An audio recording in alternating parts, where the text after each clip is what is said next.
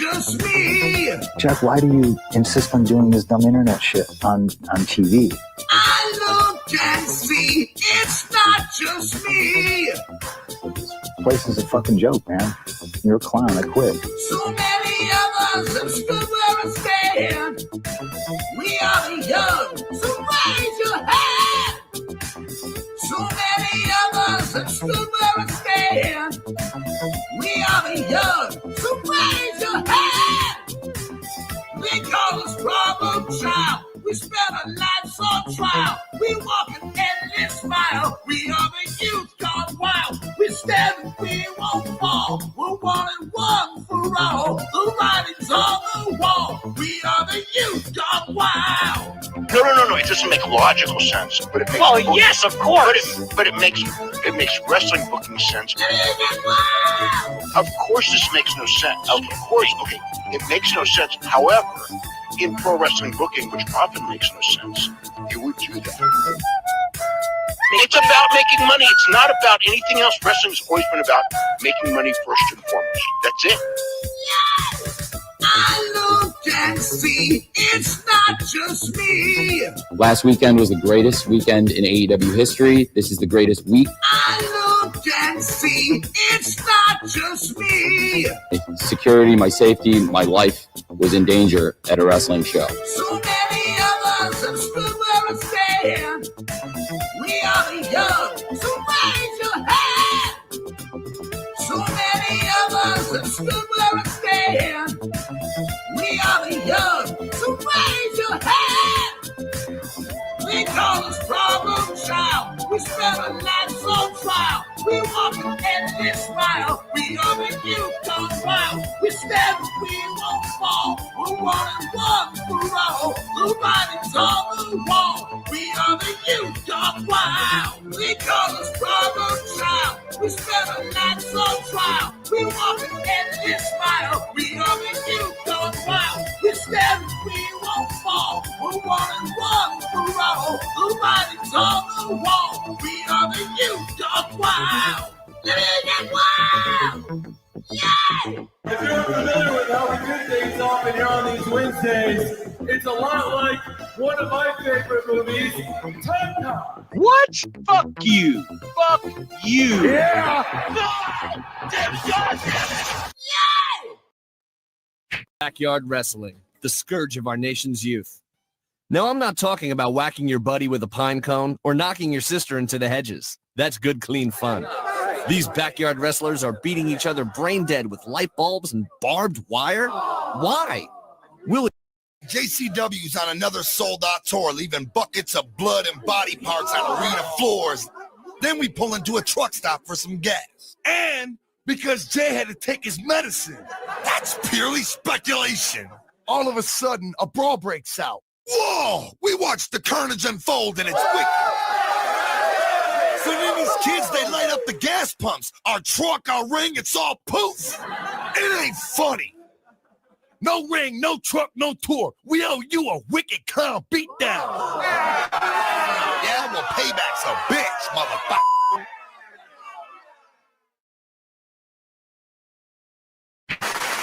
Wrestling and red meat.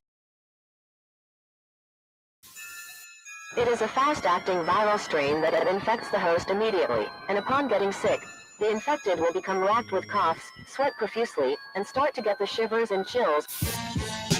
There he is, the legend. The man, the myth, the legend. Yeah. You can't literally run a promotion just for the AEW, what do they call them, Sickos? Thank you very much, TikTok and AEW. See you tonight. Tony Khan started telling people there's no such thing as long-term booking anymore. It's week to week. The best guy is Tony Khan. We just secured the bag. It's not like I tried to be a character. It was just sort of happened naturally. But it was never something I intended. It was just something that happened because the wrestlers asked me to do things in matches, and I do them.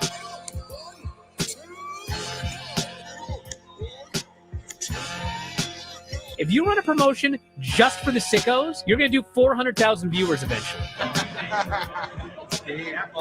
Effing Meltzer. You know that SmackDown actually went over and everything? Yeah. You know? What's the point? California Smack. What are you getting at here? That the DVRs didn't pick it up. Did they not pick it up? Mine didn't. Let's get into everybody's favorite moment, and it is called Dave Meltzer's Dumb Moment of the Week. What would you like to listen to in your ears? I'd like to hear the flute. Well, if you'd like to flaunt your flute, then we can find you a flautist. We just secured the bag. It doesn't help me. Okay, so complain, but I will complain. Let me have my misery. And when I heard that, I was like, what? Thank you, fuck you, bye, boom.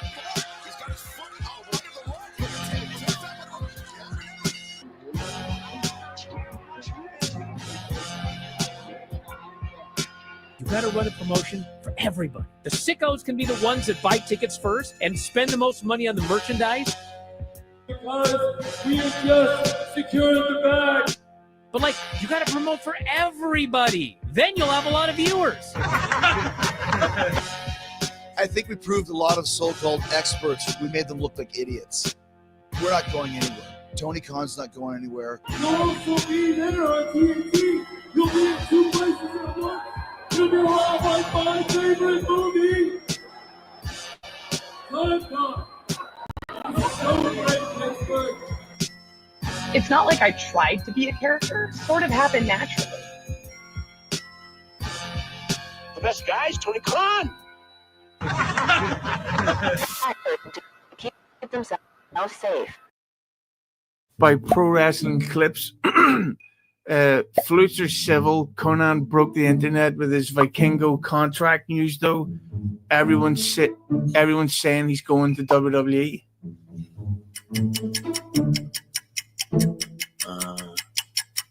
Well, they can say whatever they want. That's not happening right now, that's for sure. What do we got? Super Dave, Pro Wrestle Clips. Tony Khan has Camille and Megan Baines sitting at home being paid since 2023 for nothing. Come on now. It's not going to be the pod calling some kettle black on that one. Truth is the truth. Vacker was more over than Moné. Yes. I'm sorry. I'm reading slow. Vacker was more over than Moné and is going to the big times. Absolutely. And I said that. I think I covered that show. In fact, I know we did. And I pointed out, I'm going to go back and listen to my own comments. But I did make a mental note, and I think I did point out that I thought she looked really good because I had never seen her before. And now that you pointed out, I don't want to say she looked better than Mercedes, but I think the expectation was a little higher for Mercedes, obviously. And perhaps Stephanie exceeded hers and perhaps Mercedes didn't.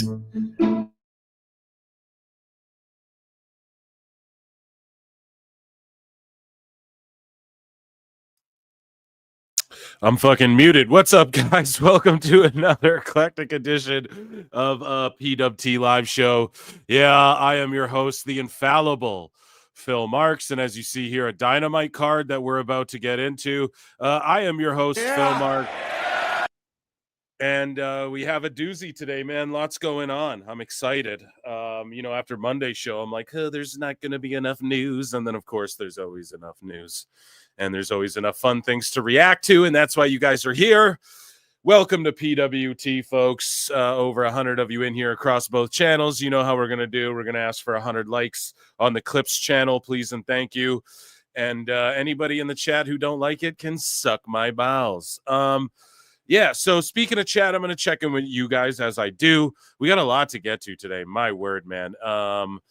What do we got? Tony Khan fumbled chance on NXT during Ricky Saint's match. That was pretty crazy. So we are going to react to that. Also, we have Thunder Rosa. This just happened, where a clip of her on Busted Open giving basically a hostage video is what someone said, and it looks like that. So we're going to go over that as well with her situation with Megan Bain there. Let's see. Dave Meltzer was going to war with Marie Shadows over the Chris Charlton stuff, right? And she kind of owned him too. It's pretty funny. We're going to cover all that. AEW possibly could be getting dumped by Max, as far as Max is dumping. Like, okay, for those of you who don't know, as we cover here on the show, WBD, they're starting to compartmentalize, and they're going to, this isn't just like sports. This is they did it already with comics. They're doing it to video games, movies, all of that stuff. If you guys aren't familiar with like Movie Marvin and That Park Place, he wrote a piece about how Rocksteady Games and they're keeping it alive, even though everything's going awry in WBD. Okay. It has been for years now. This isn't anything new. So Max is like getting rid of their sports stuff. We're going to fucking take a look at that and maybe get someone smarter than me in here to break that down a little bit. We'll read the Hollywood Reporter or whoever dropped that story as well. What else? The Sickos are just unhinged. Do you guys notice, man, every year right around this same time, the Sickos get so unhinged, right? And then the Meltzer being wrong just gets ramped up, especially when it pertains to the Anoa'i family and The Rock. Right? And WWE just in general. So we got some Sickos to get to. We couldn't plow through them all last show. As you guys know, it took a long ass time. So we're going to get into that. And yeah, make sure you guys run those likes up. And then we won't get visited by Jericho. Unless you guys want Jericho. Because he's here in studio. We got him live in the flesh. So everyone get your soda waters ready. Right. I have some iced coffee here as well. I'm still battling this cold, dude. It will not go away. Okay. I don't know what the fuck it is. It's been like 2 weeks, I want to say, of just battling this thing, man. But it's coming together. And of course, we're going to watch Dynamite. So AEW as well. Pardon me. I have to blow my nose. You know, AEW's been on a string of some pretty good shows, you know, as far as like overall for AEW, right? So that's like a C+, B-. They've been operating at like a B- lately, you know, maybe C+. And yeah, so let's see if they can continue that a bit more tonight. Yeah, hopefully Thunder Rosa and Megan Bayne are they booked? I don't know. Let's look at this card. I don't know. So Konosuke Takeshita is taking on Orange Cassidy in a Revolution International Championship Series.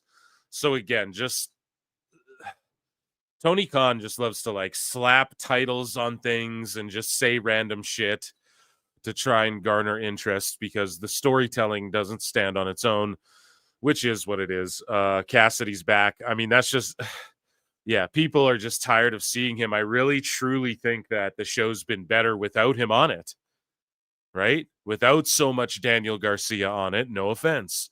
I'm just saying. Everyone's like, the show's been better. Who's been gone? Orange Cassidy. Huh? Is that a coincidence? I'm not saying his absence makes the whole show better. I'm not saying they can't figure out how to use him correctly. But again, what does Tony do? What does the Young Buck do? What does Cassidy do? Shit goes bad, they disappear, and then it starts getting good again, and then they want to show up and be like, oh, hey, what's going on here? So he's just plugged in the main event? Like, hell no. Hell to the nah. They are cooking on a few different levels here. Not even Ricochet or some shit. You know what I mean? Come on now. I don't know. Kind of crazy to just bring Cassidy back and be like, here's fucking Cassidy.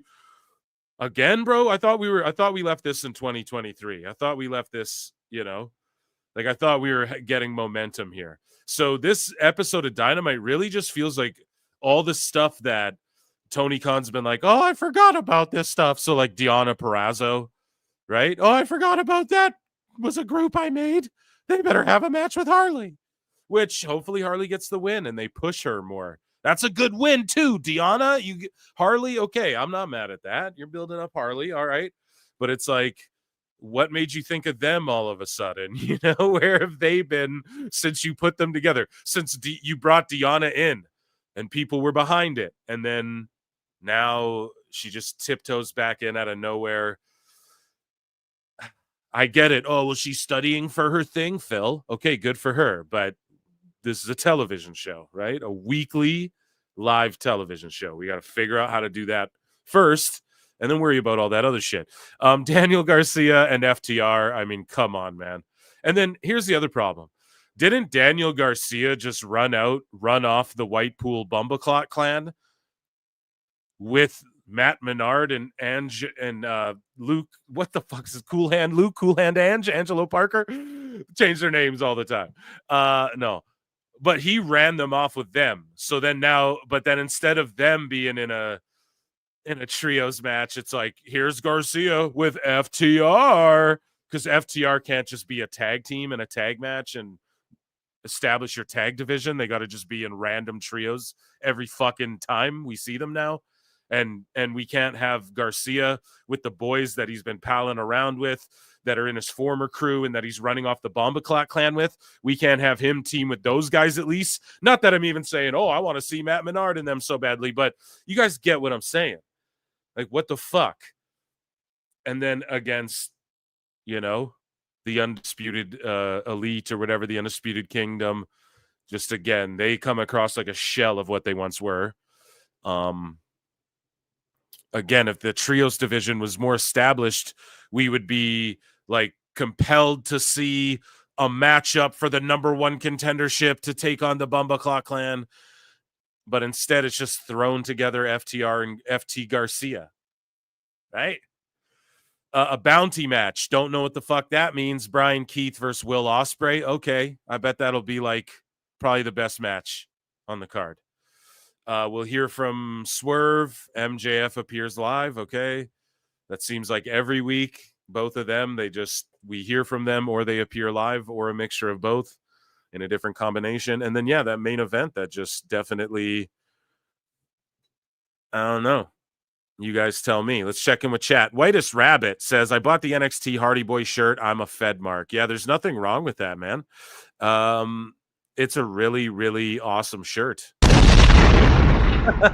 It's just a throwback, and what's old is new nowadays. So the nostalgia member berries is amazing. And it was so good seeing them on NXT. Like, I was smiling ear to fucking ear. And that's the thing. In TNA, you're watching them like, oh, I just hope they don't get hurt. Oh, they got a bit of spring back in their step compared to when they were in AEW, right? But then it's like they come to NXT and it just revitalized, my fandom for them and whatnot. Whitest Rabbit's been a member for 3 months. Thank you for 3 months of membership. I appreciate that a lot. And that's my Dynamite preview.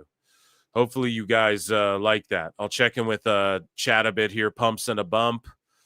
TNA talent getting WWE merch. Yeah, apparently. Well, we got news. Hardys are nearly 50. Exactly. That's why, I maintain what I said. I don't want to. Well, they're saying they might get a main roster run. Look, I don't necessarily need to see them get a main roster run. I don't care about all that. In NXT, it's cool. Like, you guys, NXT is developmental. So, again, at the end of the day, it is. So, yes, they have to work with veterans. Just like when OVW, all these marks cope over this shit and go, oh, developmental, then why is Bailey dough? Well, I don't know, dummy. Why was Kane in fucking OVW or whatever? Why did Big Show go there and put Batista over when he was the Leviathan? Because you fucking have to do that. And that's why you have a relationship and you develop talent. You have to put them in there with guys at that level.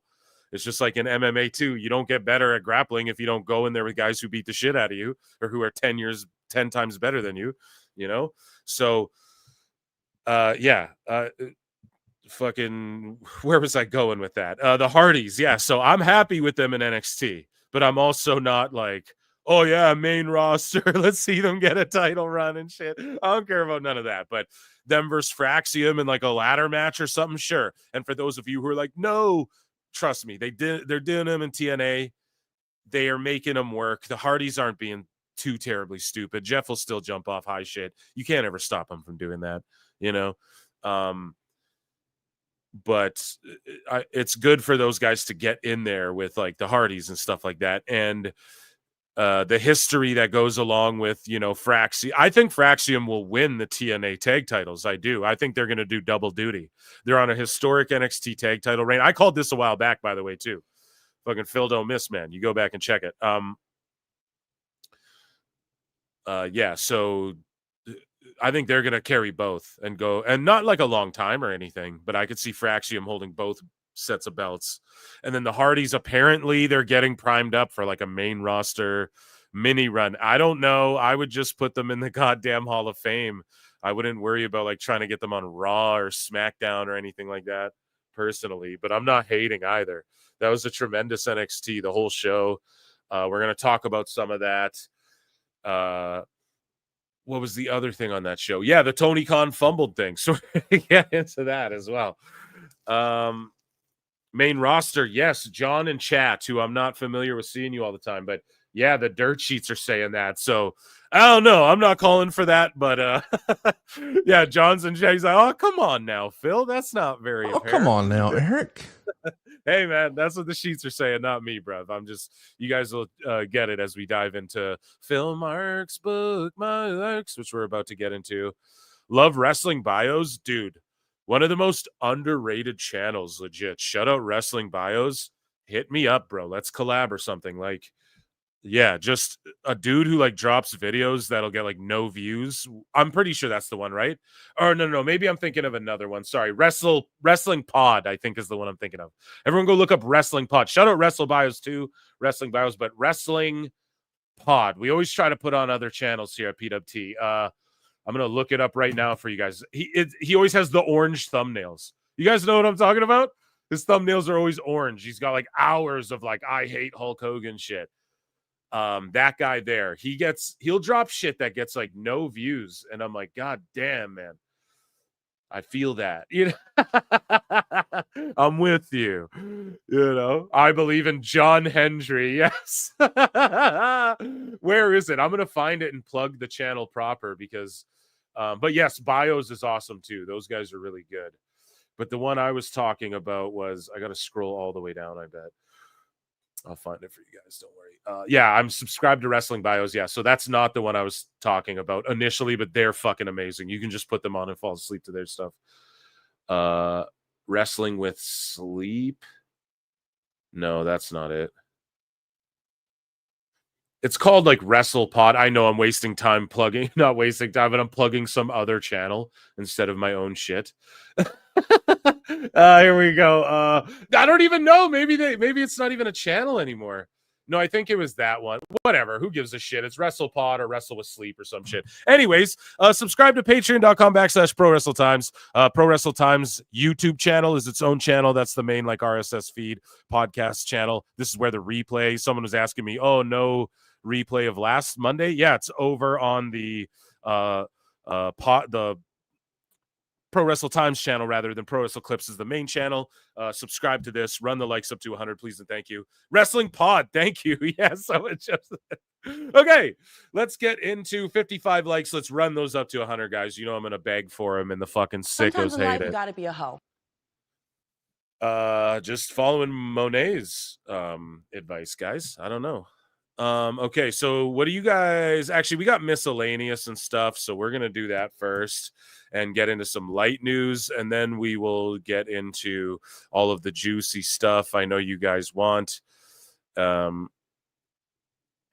take a look here at some epic memes. So check this one out. Someone just like grokked this. Amazing. Mike Glass, a throne of flutes, and then someone's Luis Ramirez, typical Uncle Dave. Hi, Wendy. I'll take a Big Mac, large fries, and a Fanta. This is a Wendy's, dumbass. And then the flute in the painting in the background. That shit is hilarious. So shout out everyone making memes and stuff like that.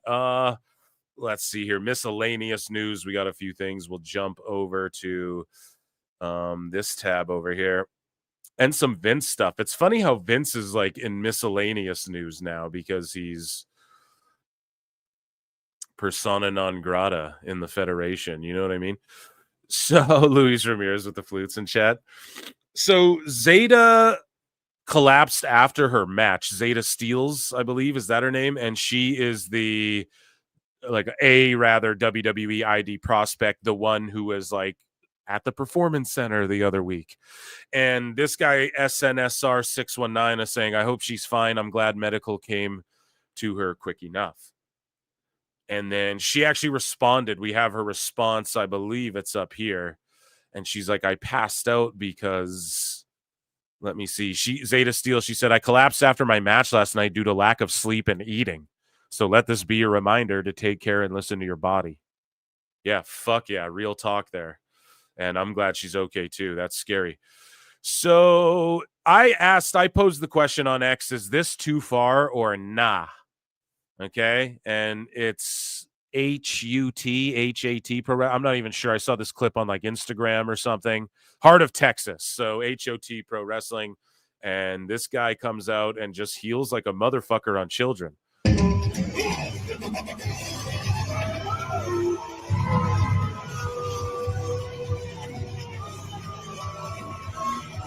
The following podcast is scheduled for one fall. Introducing first.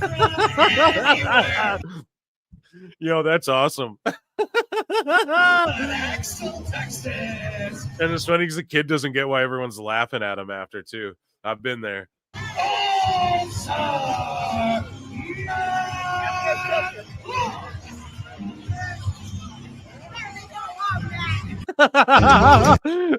Flips the baby off at the end.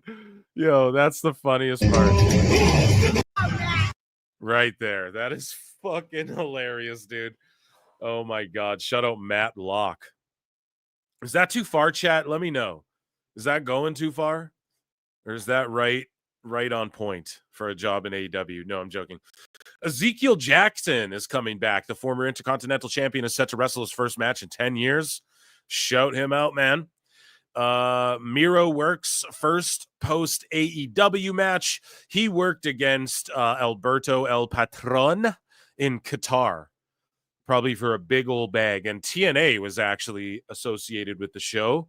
And I don't think the results are out yet. But again, the Sickos jump on him and they're like, oh, he refuses to job in AEW and goes and jobs and to fucking Alberto. And it's like, I don't know if he did. I think the results are still being kept, aren't even released yet. So, and even if he did lose, he got paid probably shitloads of money to do that. And yeah, and he's probably presented as a former WWE superstar and shit, bro. I wouldn't worry about it, Sickos. You guys weren't worried this whole time that he's been not on the fucking TV show that we've been begging him to be on. So here's a little funny. I don't know if this is a Sicko. Maybe this should have been in the Sicko. It actually should have been, but I put it in Miscellaneous. So here's a throwback to a dude who got robbed and tells his story. But the thing that bummed him out. Now, this isn't as sad as like, you guys know that documentary on Netflix, Making a Murderer, where that dude ended up really being the murderer. Like the documentary tried to make it out like he was innocent, but then really all that shit got debunked. And it was like, no, he's actually guilty of this shit. And then when he was told he was going to jail, there was that phone call where he's like, oh, so I'm going to miss SummerSlam. You know, this is sort of like that. So let's watch this. This popped me hilariously. Shot in the eye during a robbery last week, Thomas was taken to the hospital in critical condition. His son, Henry, at his side. There were moments where he was in and out. And at one of the moments I asked him, did he want to hear about the people that were stopping by or calling? And he nodded his head yes. Doctors told Thomas he'll likely lose vision in that eye. He's going to Philadelphia next week to seek a second opinion. He's got a ways to go, I think. But to watch the progress over the last 6 days, I guess. It's been incredible. Thomas says he used to be a groovy pessimist, an outlook on life that's changed over time and helped. That preclude maybe present understanding, but This turns out it's wrestling that really ruined his week. That's the worst thing that happened to me all week. The Rock beat Punk. Did you know that? Now, Thomas was referring to WWE superstars The Rock and CM Punk. The two squared off this past weekend, and as you heard, Thomas not too thrilled that The Rock won that match. The worst thing that happened to me, the goddamn Rock beat Punk. That's fucking hilarious, dude. Sickos for the win. Let's give him a sicko just because, let's be honest, we're all sickos and wackos here. Some just take it to a whole other level. So in case you missed it, Maple Leaf Pro, TNA World Champ Rich Swann is coming to MLP. So I guess he's just really done with TNA. And yeah, KC Navarro's just officially filled that slot. And we won't get the trio of the Rich Swann joining them again, maybe one day. But as of now, working with MLP. And yeah, hopefully he's good and he's on the up and up and on the straight and narrow. And yeah, I don't want to like speculate on his last legal trouble there, but in Canada, it's kind of hard to get into Canada when you have things, you know? So in or out. So yeah, I don't know. Be thankful he can still work, and hopefully he's on the right path with whatever's going on in his life where, yeah, shit keeps popping off when he seems to be really peaking. And, you know, like when he's at the tippy top of his game, 2 or 3 times now he's had shit happen, right? Am I mistaken? Like he was cooking with AJ Francis. He was cooking as cruiserweight champion. I think before too, he was the world champ in Impact. And I think something happened there when he dropped the belt there to Kenny, like not long after. So yeah, just praying he's doing well, you know? So Reiklon Stevens, I believe I said that correctly, is preparing to make his in-ring debut. Ezekiel Jackson. He said, I'll be doing a few of these vlogs leading into my first match back in a few years. I'm scheduled to be at FWE in North Carolina on March 15th. I keep asking myself if I ended my career the way I wanted to. And for the most part, I didn't. I've always had that little bit of a chip on my shoulder. I want to end this the way that I want to. I've always had a bucket list of people that I would love to compete against. So we're looking into scheduling a few things. I'm accepting bookings, and this should be fun. I'm excited to see how this plays out. Yeah, I mean, he's a guy that people thought ended his shit prematurely, you know? Pause. No did. No, but he's dipped out, and everyone is kind of like, damn, Ezekiel, you could have did more there, I feel like. So I don't know, moving along. Here is the New Japan Cup that kicks off at Korakuen Hall. I want to say it correctly. I always just say Korakuen, but I know that's not how you say it, but it's Korakuen Hall. And yeah, here we go. You got Tsuji taking on Evil. David Finlay gets the bye there. Then you have Yuya Uemura taking on Sonata, and then Yoshihashi gets the bye there. And then you have Ryohei Oiwa taking on Chase Owens. And Sabre Jr. gets the bye there. Gabe Kidd versus Ren Narita. Taichi gets the bye. LP, El Plethora, El Phantasmo himself takes on the Great Okan. Umino gets the pass.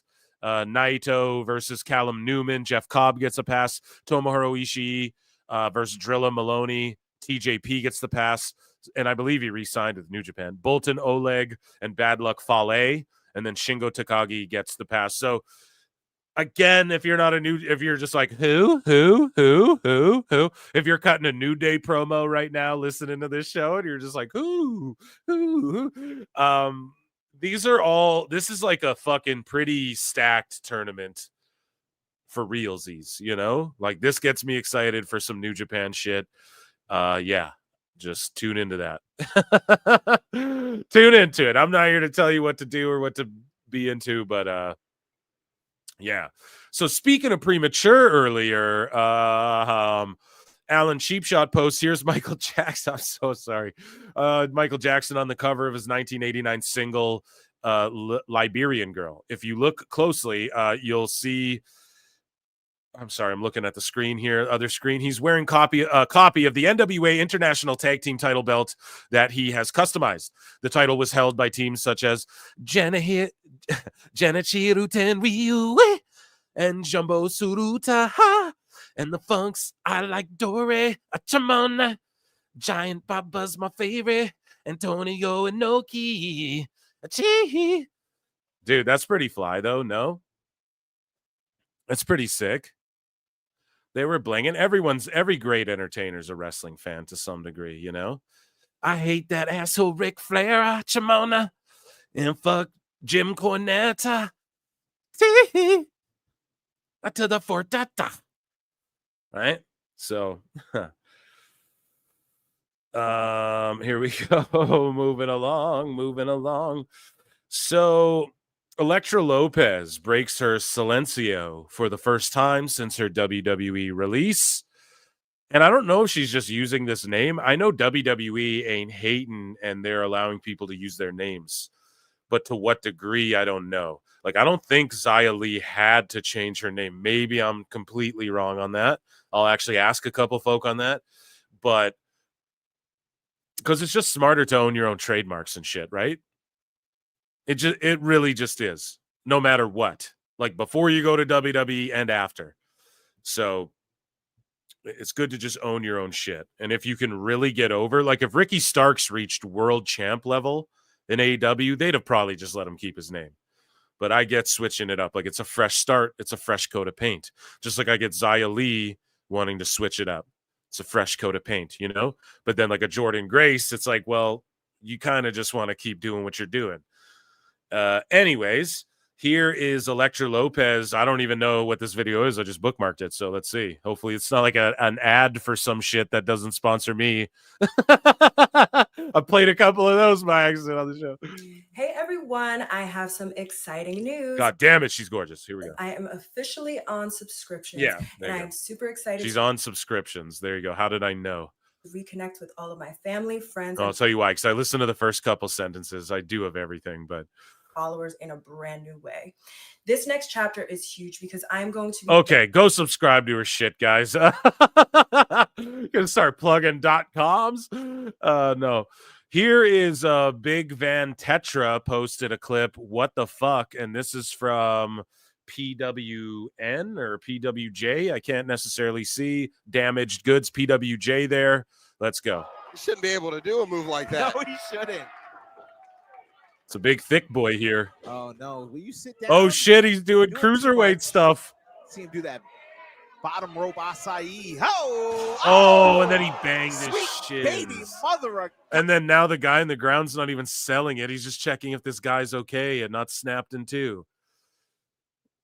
God damn it. Big dude, you don't gotta do that. That was kind of cool though, right? Let's watch that one more time. You shouldn't be able to do a move like that. No, he shouldn't. Oh no, will you sit down? Doing too much. See him do that bottom rope acai. Oh man. Sweet baby mother of God.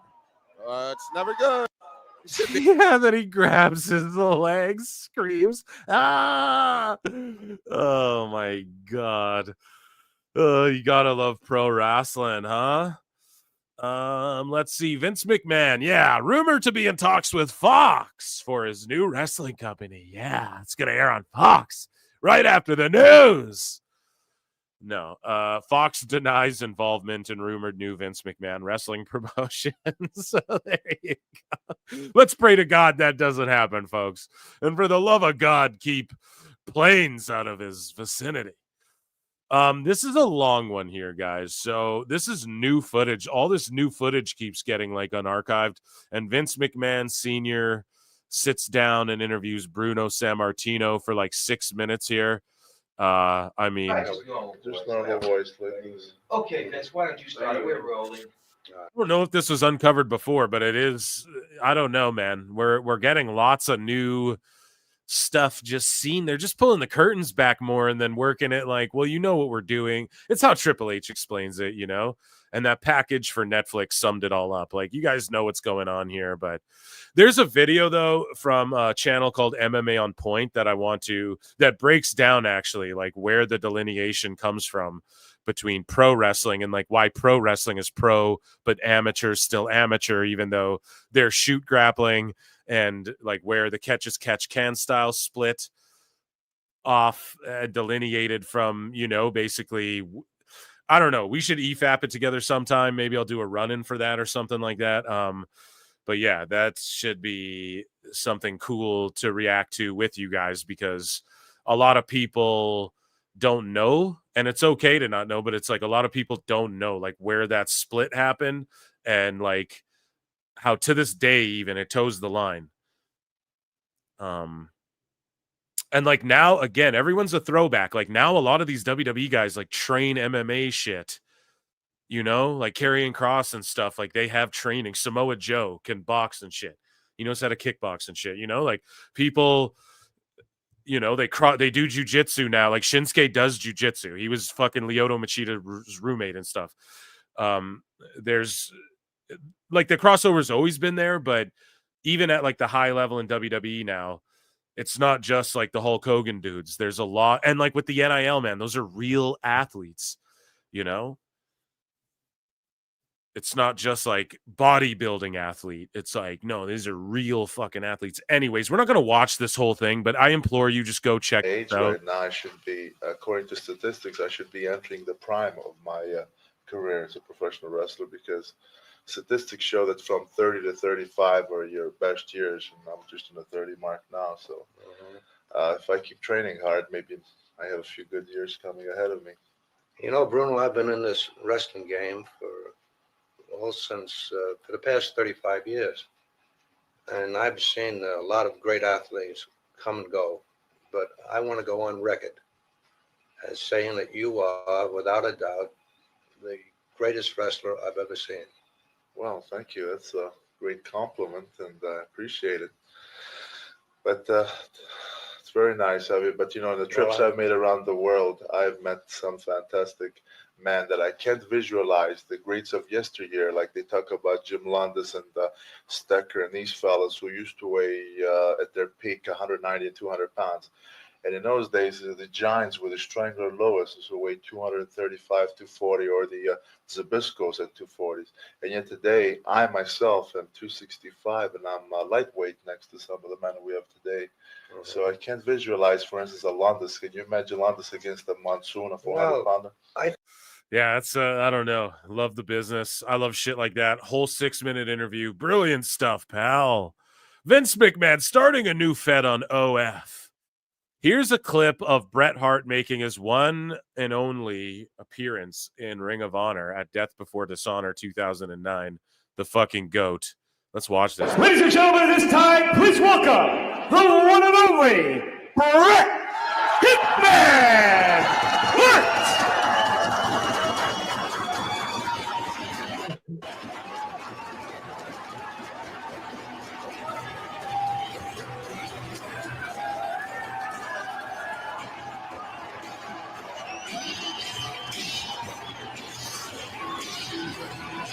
Did they just steal the music back then too? Fuck it. We're on the internet, pal. Who's booking this? Jim Cornette. Fuck it. We're on the internet. No one gives a shit. No one's watching this shit anyways. No.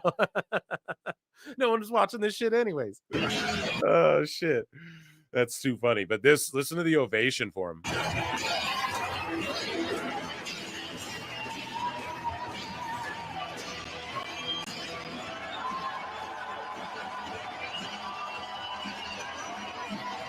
And chat, run those likes up to 100 or fucking Jericho's doing a run-in. Do you guys really want that?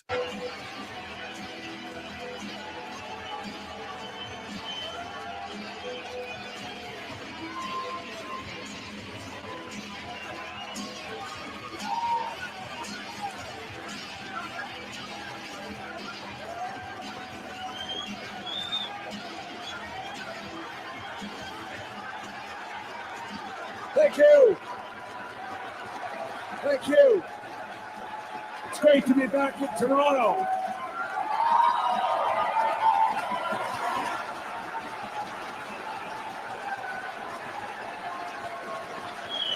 Thank you very much. I just want to say I appreciate everybody coming out here tonight. It's nice to be part of a show. You're welcome. You're welcome. Thank you. He's too like he's always like, I was the greatest ever, but then when you see he gets like bashful when other people put that shit on him. Even when you see interviewers do it, he just kind of like brushes it off and then keeps putting himself over. But it's he's sitting here like, oh, me? No, I don't. Just let me get through my promo, guys. But there, you can tell he's like trying not to let it get to. It's cute. I don't know. I just want to say that I appreciate being part of a show like this. But it's funny just because like how much he's always put himself over. You know what I mean? The GOAT, one of the GOATs for sure. So Mrs. Cornette tweeted this out. Friend of the show, Mrs. C, said, we had the most amazing time last night at the Louisville premiere of Queen of the Ring, starring Emily Bett Rickards as Mildred Burke. This was such a great movie. Of course, it's also starring Walt Goggins. Who's the guy? Martin Cove, that's his name, right? From Cobra Kai. Who else is in it? Jim Cornette. You have Tony Storm's in it. Trinity Fatu's in it. Think, Phil. Think. There's other people. I can't remember them all, but go and see this. I'm dying to see it. My mom and stepdad enjoyed every second of it. Thank you to the cast and crew for having us. Bam. So there's old Jimbo there. Hollywood Jimbo. Red carpet Jimbo. You know what I mean? But of course he's at the Louisville premiere. Like he's I'm sure they did one in LA and shit. And he's like, fuck all that. Oh shit. So that's good stuff. And ladies and gentlemen, that was miscellaneous news. How about that? Round of applause for miscellaneous news. Let me check in with chat for a sec. Let me get set up over here. So, Phil Marks, bookmarks, popping as usual. That was miscellaneous news. Yeah, let's get into, I have one MMA one that I just thought was funny. So let's go over here and share this tab. You guys can see that. Here's a sumo wrestler. Okay. And he stops Micah Parsons, an NFL O lineman. Okay. Like nothing. So let's see this. And this is a little sumo wrestler, dude. These are like modern sumo wrestlers. Back in the day, like Bruno was talking about, I think with sumo is maybe a little different. Sumo's like big, massive 400-pound Yokozunas and shit. Akibono, you know? This dude's like an average size guy, but them ham hocks, these fucking legs, dude, these tree trunk thighs, okay? Look, he just stops him, and then look.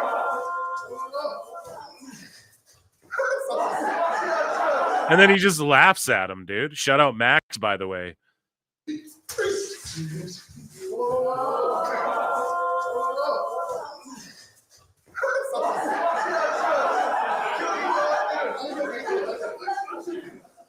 I need someone in my weight class. Weight class. I go like this. Weight class. Weight class, bro. You're like 6 inches taller than that guy. He's like a whole head taller, though. What are you talking about? Damn. So you see that? That's the power of sumo. Ask Yokozuna. Where's Mr. Fuji? It would have been better if Mr. Fuji was there, like managing them. Throws dust in Micah Parsons' eyes. Oh, shit. Oh, that'd be funny. Okay, where else are we going with this madness here today? We got TNA news, so we'll get into this. Let me scroll down to... Okay, folks, I'm going to check in with chat. Show's so stupid. I'm feeling stupid today. Okay, Cash Moné's been a member for 2 months, dude. Thank you so much for your membership for 2 months. Throw salt, yeah. He throws salt. Mr. Fuji works at a movie theater now. I did that when I was young, and that's a good job, man. I would fucking own a movie theater if they made money. Camille. Yeah, isn't it funny? Like, if you guys go back to the beginning of the show, wait till the replay in the live chat.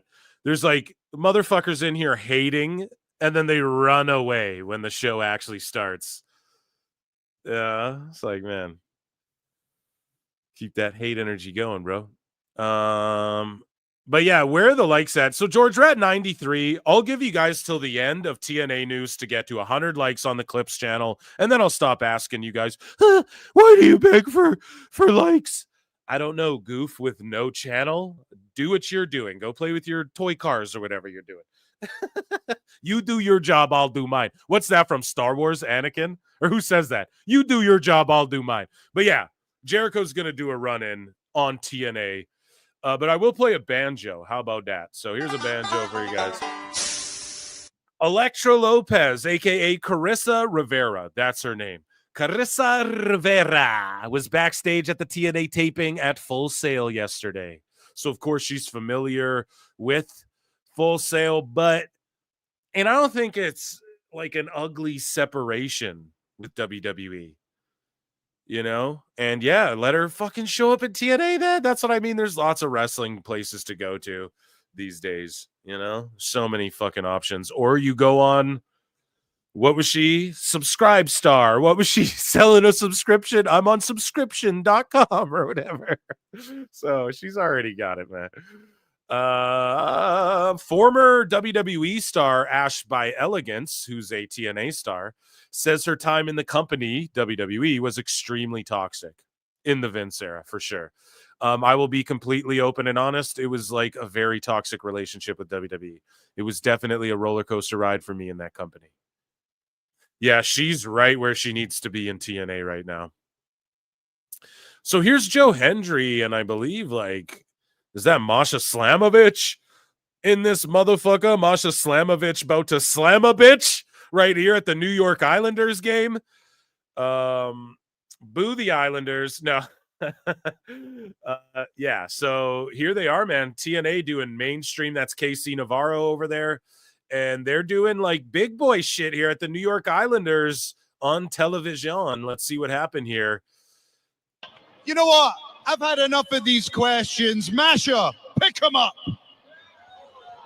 Folks, TNA Wrestling is coming to the UBS Arena on July 20th. Get your tickets now. Oh, and by the way, let's go Islanders! You know what? You know, that could have went off better. Of course, it's hard because everyone is trying to get wrestling a little more mainstream. And also, this is something that the building did. I don't even know if this is television. It looks like it was filmed for something that the building did, obviously, to sell tickets. And, yeah, the crowd reacted a little bit. They don't know what the fuck is going on. Was this the best way to plug this? It's better than not having the chance to do it. You know, it's better than sending Orange Cassidy out there on the fucking Fulham field. And you know what I'm saying? So, yeah, that was all right. So here is Sean Ross Sapp of Fightful. The Hardy Boys return. I think he deleted this. Yeah, so I'm not tripping out. I thought it was just because he has me blocked. I can't like play it. Maybe that is the case, but these two are being complete goofballs. And then Moose responds and is like, two senseless people who don't understand wrestling psychology talk about wrestling. SMH. And yeah, just clowning them. I don't know if Sappy deleted this or what, but yeah, Moose just owning them. And of course, yeah, people are going to clown on TNA now because fucking the Fed, you know? And it's just silly, man. For the Enjoy All Wrestling group and why do you hate on this thing? And then they're allowed to hate on everything. And then everyone's supposed to just sit back and be like, oh no, that's chill that you're hating on all that shit. It's so stupid, man. Yeah, so that was TNA news, ladies and gentlemen. I'll play a banjo for you. How about that? Okay, joining us on the show, ladies and gentlemen. Wow, someone who hasn't been on the show in a while. Never mind. He canceled. He caught a ride and canceled. So, you guys beat me to the punch. I was 1 second. Stupid idiot. Right on, chat. Right on. George just said no. People are like, no. Ash by Elegance, more like smashed by elephants. What? What? You're a poet and didn't know it. You what? Oh shit, man, that's funny. Not what you said, but how you like made it rhyme, you know? No, Jericho, dude, we were a second away. Yeah, we're gonna get to that. Thank you, Travis Pancoast. Sapp ignored Bischoff during an interview. We're gonna get to that right now because, ladies and gentlemen, it is time for our Sicko segment.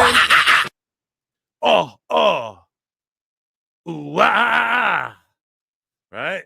So get amped up, guys. It's aggression time. It's time to get mad and roast some sickos. So Elboo. Right? L with a B-O-U afterwards, right? It's so funny because some people are like, oh, bro, it's E-boo, like you're typoing. And I'm like, no, it's Elboo. But he, you know, how do you feel about Carmelo Hayes and Miz as a tag team? And Elboo goes, the SmackDown creative team should be disbanded. For an odd couple team? that eventually we likely get babyface Mello out of, dude, when he gets tired of Miz's shit? I don't know, dude. I think you're being a fucking hater. Let's see. Elbu has been studying cage match, so he posts about through almost 2 months. Here's your standings for the current major weekly wrestling TV shows based on cage match average. So Collision's the best show based on cage match. Dynamite, then Raw, then NXT, then SmackDown. And like we knew that would be what they voted for. I'm surprised Rampage isn't still up there because that was just pure wrestling, you know. And yeah, I'm glad Elbu's studying up on. He might need a new gig sometime. You might need to know shit. So here's some people who are down with the sickness. Here's r/AEW Fan Hub. This really checks out. What a contrast from guys coming from elsewhere who had to grind and truly knew what it means to build connection without the machine. Right? Read this. This is from The Observer. Well, we already read this. This is The Observer, I think 2 shows ago. We talked about how Dave wrote this whole long piece about like all the WWE people have this mind virus where it's like, actually, I can't do any jobs, Tony Khan. I won't lose to anyone, And so the r/Fan Hub, which should be the r/Tarded. No, but dude, all of Reddit. That's what Reddit's name should be changed to. But this really checks out. What a contrast from guys coming from elsewhere who had to grind and truly knew what it means to build connection without the machine. Talking like the Hardy Boys or like someone just slapping everyone in the face. Like John Cena doesn't have a real connection with people. Like what? Think about the people in AEW who did come from WWE, who mostly are all from WWE. So Joe Hendry doesn't have a connection with the people, and he's going to go to WWE where he's going to build a greater connection with the people. It's always just fucking cope with everyone. It never lays out consistently when you fucking try to line it up or stack it up.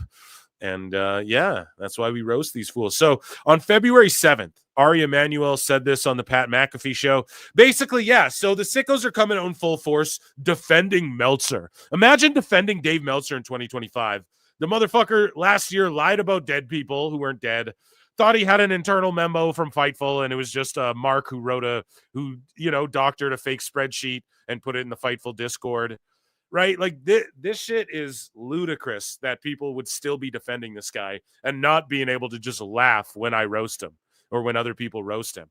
But the whole Fightful and Meltzer and them all saying, oh, it really fucked things up backstage. Yes, I know that's what people tell you when they're lying to you, right? Because they don't want you to know the truth. Or I know that's what you're making up. But ultimately, Cody posted a video where him and The Rock are sipping tequila. The fucking date that The Rock showed up that's when it showed up. We know for a fact, wrestlers have pointed it out. Liv Morgan pointed out on a piece of her merch. She's like, this is my favorite shirt because nobody found the Easter egg yet. They're putting Easter eggs in shirts, in graphics, and you got to watch the background of the show to see Demon Finn Balor is looking over Finn as he's arguing with the Judgment Day. You have to pay attention. This is a show for nuanced people who like Easter eggs, who want to watch things that shock them or things with rewatchability. Like, you guys ever Cobra Kai season 6, then you go back and watch the first 5 seasons or whatever the fuck, because it's good and you find little nuggets you didn't see before. That's what the fuck they're creating with WWE, man. It's content for everything, for everyone.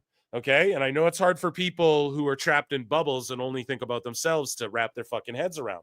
Okay. But yes, Cody did that purposefully because everything's purposeful with these people right now.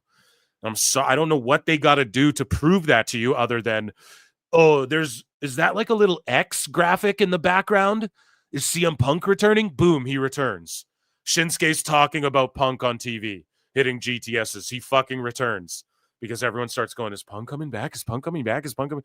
When Punk did commentary at CFFC, pardon me. Okay.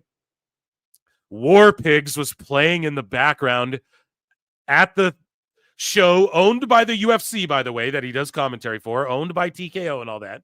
they were playing War Pigs while he's joking with John Morgan about, hey, oh, you going back to, you making your way back to WWE or whatever? Are you going to pop up anywhere anytime soon? Punk, it was War Pigs. He came back at Survivor Series. Like, guys, yes, that's just Punk, let alone all the Wyatt Six shit, let alone the stuff Liv's pointing out in her merch that nobody's even picking up on, let alone everything, right? Let alone some people were even saying too, like, oh, when The Rock put the 3 up in the air, someone pointed something out with that. They're like, it's the 3rd week and he came back or some shit. I don't know. But let's say that is the case. Or let's say they just lucked into that. All I'm saying is they are laying Easter eggs. Further proof of this. So, like, literally, I'm trying to not argue with Sickos. I'm getting arguments with Sickos on X again, guys. Ooh, your boy Phil, okay? Trying to explain to these fools, no, that's intentional, bro. That's why Cody did that. And then here's Ari Emanuel also stooged it on Pat McAfee, which we covered on this show, right? We talked about, we'll see, The Rock's going to be there more than people. Elimination Chamber, March 1st. Toronto. I think there's some pretty good things going to happen there. Do you think so? Oh, I do. Well, what are you in? So what's happening there? One of the first shows in how long that has John Cena, CM Punk, The Rock, Cody Rhodes, all slated to be on that show. You think he didn't know that before? That John Cena, The Rock, that it was going to be an overloaded, crazy show? In the writer's room? What is this guy? What is this guy? Yeah. What is this guy? How involved in all these businesses are you? You're updated every single day? I'm in them.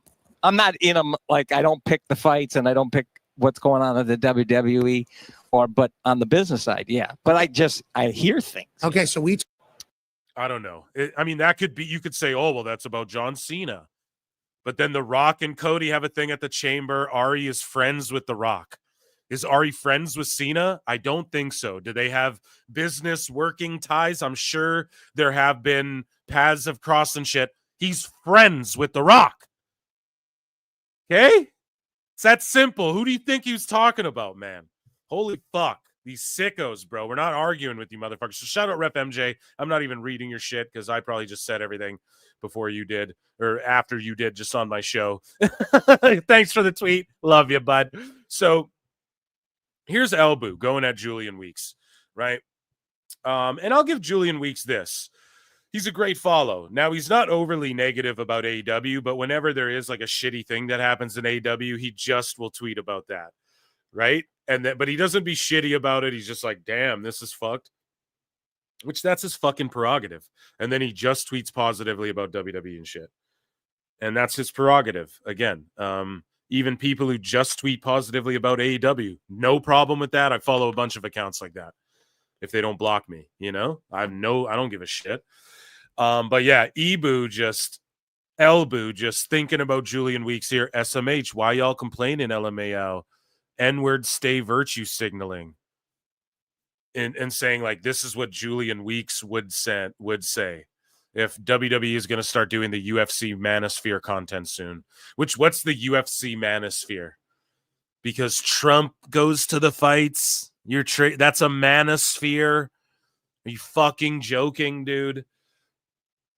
God damn it. Especially UFC that's been really like pushing women's sports on the forefront. One of the only major sports where watching the women compete is equally as and sometimes more exciting than watching the men, which you can't say that about basketball or anything else, right? But it's a manosphere now. I just hate these weird, this is the virtue signaling, you know? But yeah, Julian Weeks responds. He's like, somebody sent me this, and I haven't said a word about your gossiping ass, even when the whole IWC was clowning you. If you're going to talk about me, don't do it from a private account, dog. I'm sorry that I don't hate watch shows or scream, I hate cinema every day. Enough with you. Whatever. Yeah, fucking Elbu. Always taking L's. So this sicko here, Eddie Wenrick, says, Hogan slamming Andre is overrated. Steamboat and Savage is a much better match and moment at the end. Now, this is what gets everyone triggered. I mean, at the end of the day, yeah, the draw is the draw, and that's the point of fucking pro wrestling. I'm so sorry. That's the point of it, right? So we can break that down with an MMA on point video. If we have fucking time, we'll EFAP it tonight. But yeah, that's what it was about at the end of the day. When you say, what's the objective of pro wrestling? It's just this simple. It's working people into garnering heat and working a shoot to sell a bunch of tickets to have a bunch of people see you work a shoot or watch it on TV or shoot. You know, you guys get what I'm saying? Like, it's just about working people into believing there's a conflict between two other people and that they're really going to fuck each other up. And what they realized was, if we can do this more, if we work, we don't have to, we can fight like 5 more times this week and make 5 times the money and travel around more and just make more money instead of shoot fighting each other and people out of the crowds at circuses. If we just work the matches, these were real shooters, but they figured it out. They're like, if we just work the matches, we'll make more money. Boom. That's where pro wrestling split off. And then they went, if we do crazy shit in characters, we'll make even more money. So that's where it split off. And then the amateurs remained amateurs. People don't understand that. Yes, the pro wrestling aspect is about getting heat and working people into buying fucking tickets. That's literally what it is at the end of the day. So Hogan, the better physical wrestler. No, not at the physical athleticism and the moves and shit. No. At what the objective is at the end of the day of the pro wrestling business.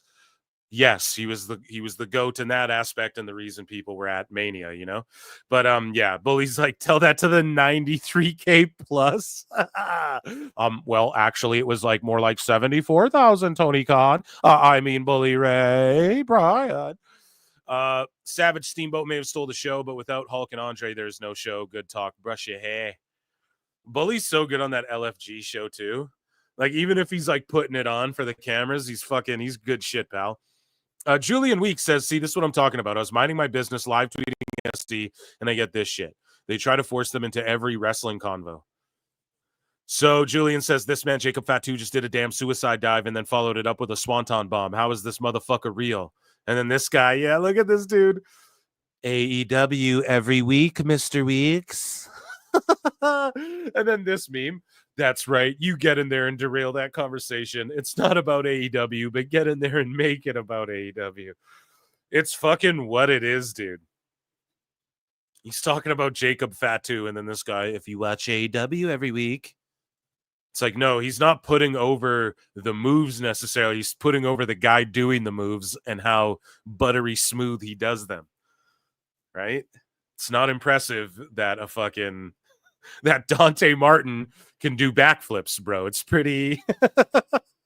If you see him, you're like, oh yeah, that guy probably can do a backflip. You know what I'm saying? When you see Jacob Fatu do it, you're like, holy shit, this is crazy. The land of the giants, brothers, you know? Oh, man. And Jacob, I don't even know how tall he is, like 6 foot something, 6 feet, you know, but he's husky, man. And that dude can flip around. It's just so funny, though. Every week, it's like, yeah, that's the problem. Every week, you don't see a fucking guy do this type of shit on WWE. That's why it's so impressive, bro. What don't you get about that? Moving along here. So Rhea Ripley says, I shouldn't have to say this. Don't ever send fan mail to my house.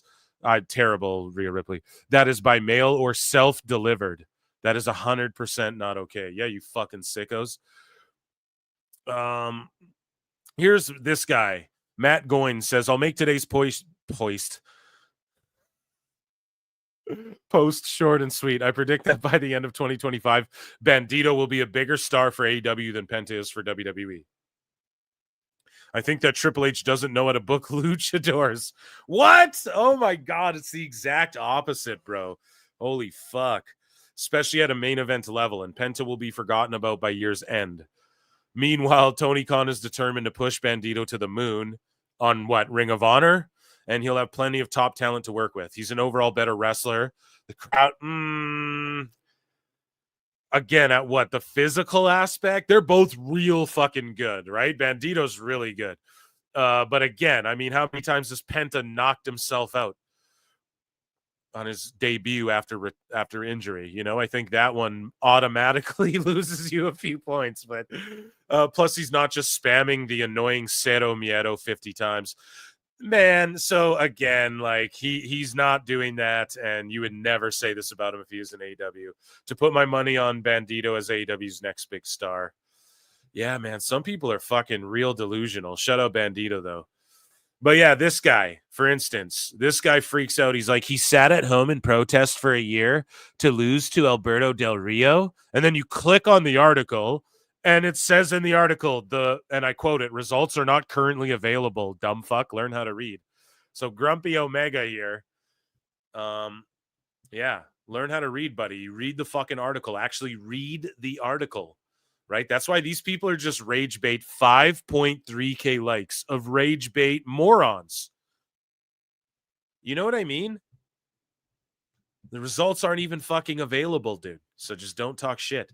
Speaking of talking shit, Baydala, sorry, y'all, not currently watching NXT, but I heard it's been good. Yeah, were you advised by AEW talent to tweet this out, Baydala? Shut up, bitch. Such a goober. Elboo. Listen to what this creep says, dude. Had a good time with DPW last night. Think I'm going to hang out with her again. Trying to take it slow. Not claiming anything just yet. I was just trying to be a gentleman. We didn't even make out or anything, but she's got good principles. Raised right. I could see this being something now that I gave it a shot. Bro, when I read this to my wife, you should have seen the fucking look on her face of just cringe and disgust. I think I quote tweeted this and I was like, man, this dude is a sicko. I swear to fucking God, man. Dude is down so bad. Remember him like thirsting over Julia too? Ugh, man. Dude's get out and touch somebody. You know what I mean?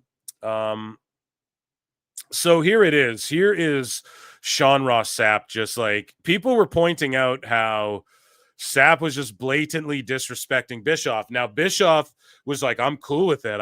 He was like, dude, I didn't feel disrespected. We actually had a good chat and this was silly. But he doesn't get it. He doesn't get what Sapp was doing. Sapp did this to try and make Bischoff look dumb and make it like, oh, you're just saying old man, boring, uninterested shit. It's called sandbagging someone. Now, also Sapp just fucking is. It's the same thing. Like, okay, remember the video when Sapp was interviewing Tony at the All In or whatever, and he's looking off camera, and then people were like, no, give him the benefit of the doubt. For real, it's likely it's TV or they have a production, so there's a producer off screen and he's looking over to him. No, it's not that, man. It's that he doesn't give a fuck. Okay? The dude in every interview I see him in is the most disinterested guy. And that's the thing.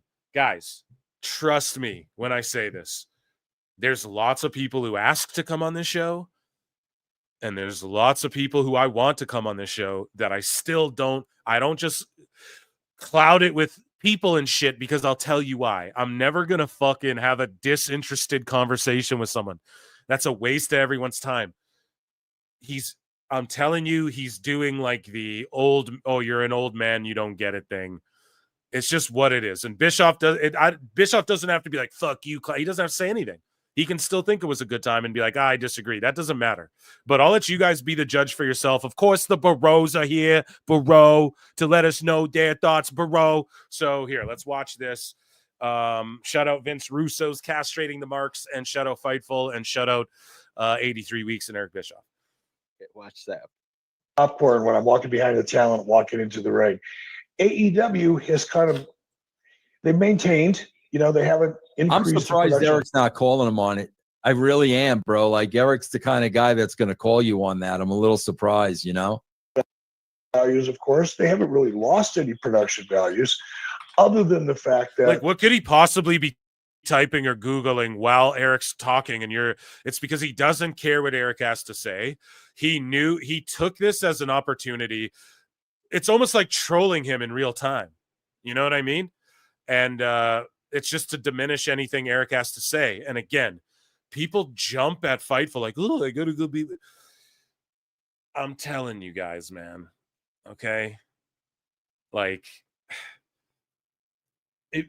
people can compare views and shit. It's all good. Like, I have fucking very small subscribers compared to a lot of channels that I destroy in live viewers and get more views than every single day. So that's all I'm saying. I've done an interview with the same person as Sapp, had more views on the clips of it than the entire fucking interview, his entire interview. You know what I'm saying? So that's all I'm like. Yeah, you gotta fucking. It's not worth it to come on here just to humiliate yourself. It's no longer. These platforms aren't like the end all be all anymore to get your voice out there, to be heard if you're a wrestler. I'm telling you guys, man, it's a whole new guard, a whole new wave of shit incoming. And yeah, I'm glad to be at least riding it. I don't know. I like to think I'm on the forefront of it. There's a lot of OGs who came way before, of course, but really just taking the ball and running with it. I like to think I'm one of them. But yeah, for Eric to humiliation ritual himself like this on fucking Fightful, like, what did you think was gonna happen, dude? You know, Eric should have known better than to even, bro. These people think you're a fucking bro. These people think you're a fucking joke. I just got to do it like Russo the whole time. Eric, these people hate you. They fucking hate you, bro. You don't need to go try and show. No, I'm not that unreasonable of a guy. No, dude. Sapp, this is purposeful. I disagree with Bischoff. Sapp purposefully did this. You hear him typing? Yep. He's typing. Oh, clearly. He's looking at him. He's looking at the screen. He's Yeah, clearly. you can hear him clacking the key. I'm surprised Eric's not calling him on this. How? I can't believe the disrespect here. Someone in chat said Eazy-E got paid for this. Man, I don't know, dude. There's a lot of value in like this whole like janky promoters try and do this paid in exposure type shit. Now, I'm not saying it's exposure necessarily, but Bischoff, I'm sure, wants like fucking, you know, Sapp will go live, get like 1,000 some people, 2,000 watching him. Like, I'm sure Bischoff wants some of that. You know, I'm sure everybody wants some of that. But to just like humiliation ritual, or unless he did get paid. If they paid him, then let him then that makes Sapp look even dumber. If Sapp paid him and then disrespected him like this, thinking that would get him views or whatever, that's like super cringy, you know? So I would love to know. Maybe I'll super duper chat into Bischoff next time and ask him or something like that. Maybe someone can ask him publicly if he got paid for it. Not that that's anybody's business, but yeah, if he did pay him and then shit on him like this, that's pretty clown behavior, you know? But yeah, what could he possibly be typing while Eric's talking, you know? Yeah. They maintained, you know, they haven't increased their production values, of course. They haven't really lost any production values other than the fact that it's hard to get excited about being in a crowd. How is Eric not saying something, man? Eric must just want to be polite. I don't know, but this is this is blatant. God, I don't give a fuck what you're saying. I'm gonna type something out. He's being so disrespectful. Oh my God, seriously, bro. People, it emotionally takes the viewer kind of out of the wow, I'm at a cool event. Now you're just showing up at a party where not too many people really want to come. Fake head nod. And that's a different vibe. Eric on his screen is not where he's looking.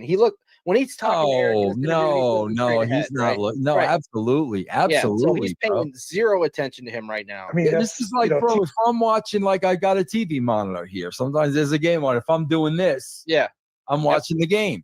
TNA, I think, is still the little bit I've seen, and it's mostly been on clips, is still kind of the.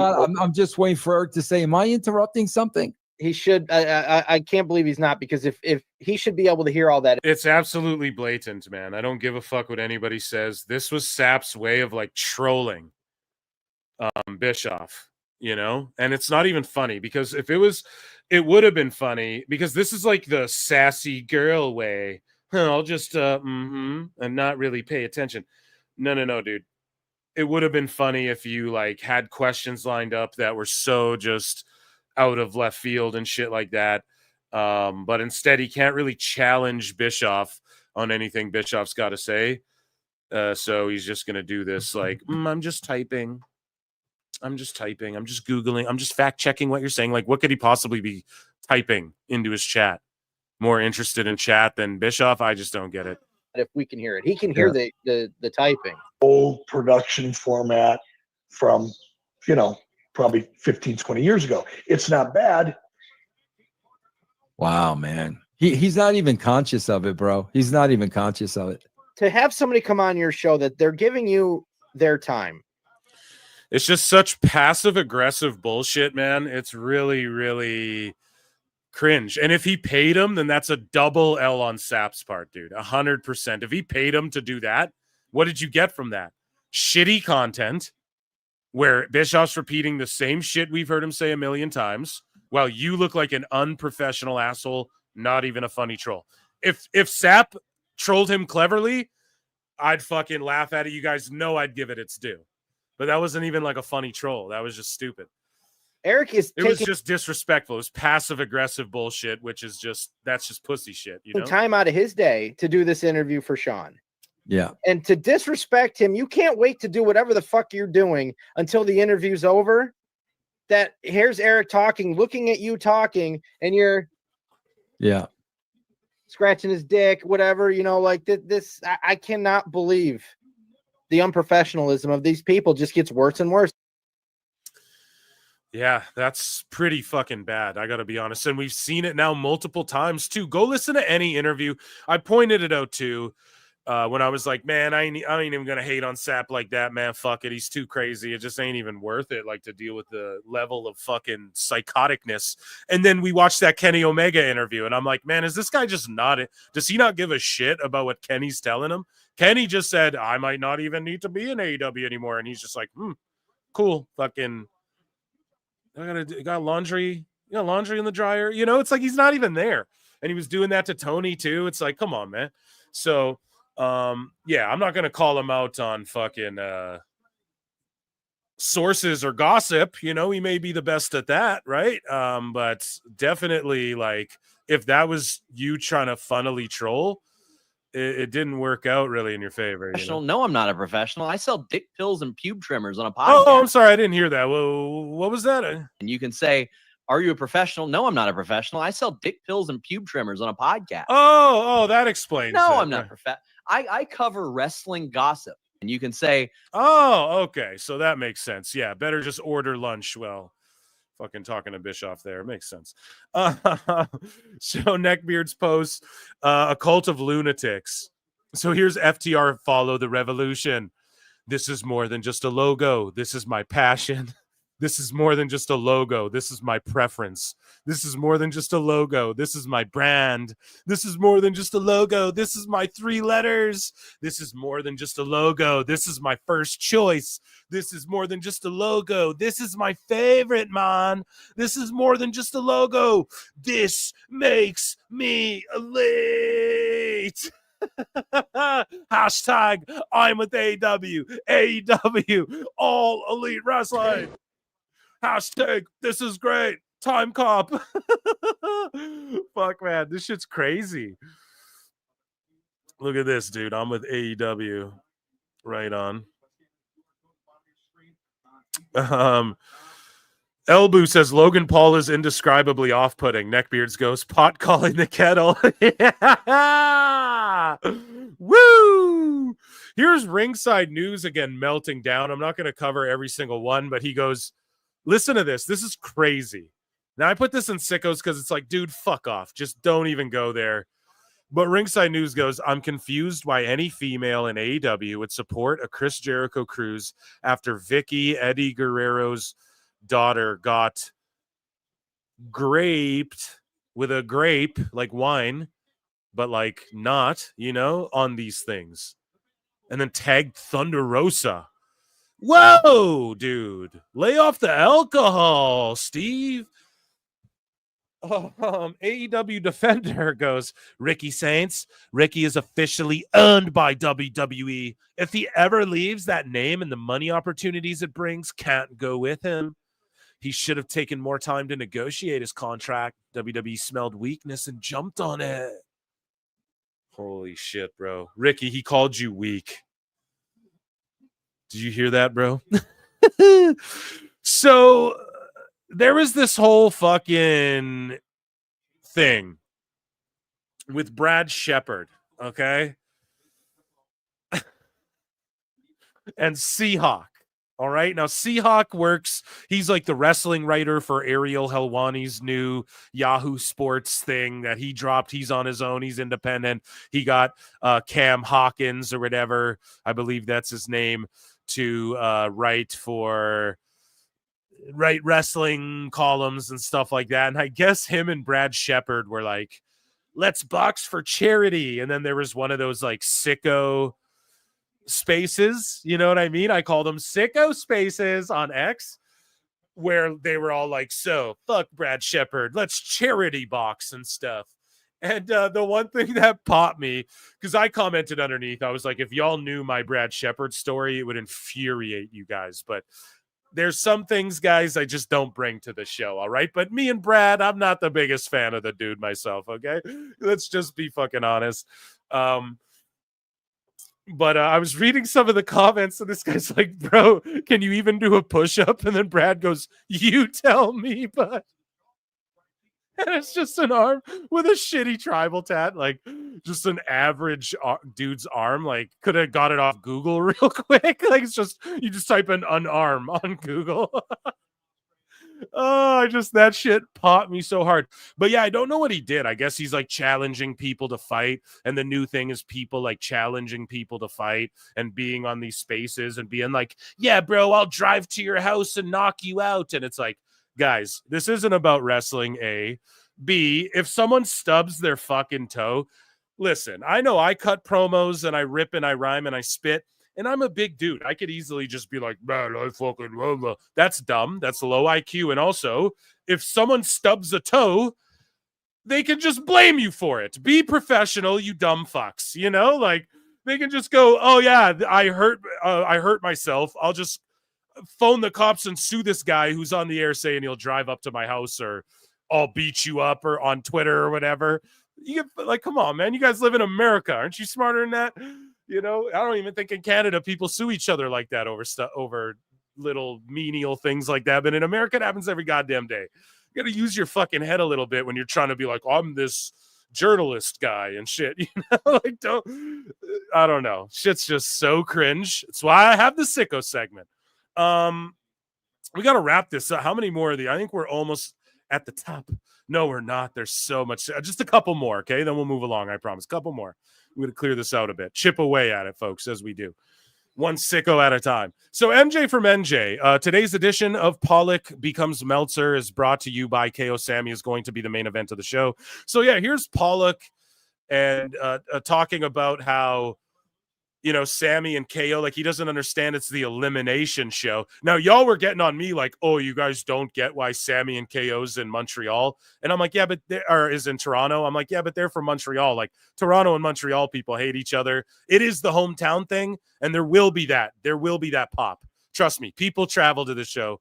But it is like, if you ask Canadians, like, they don't like each other. Toronto and Montreal motherfuckers, they hate each other. So, but this dude is thinking like that's going to be the main event when realistically you have the chamber that decides who main events WrestleMania, and the show's called Elimination Chamber. You know, I've been off the soundboard a bit tonight here, but Dummy, yeah. Right. So let's fucking listen to what Pollock has to say. And I guess the counter to that would be the visual you want at the end of the night, which you could certainly argue should be Cena.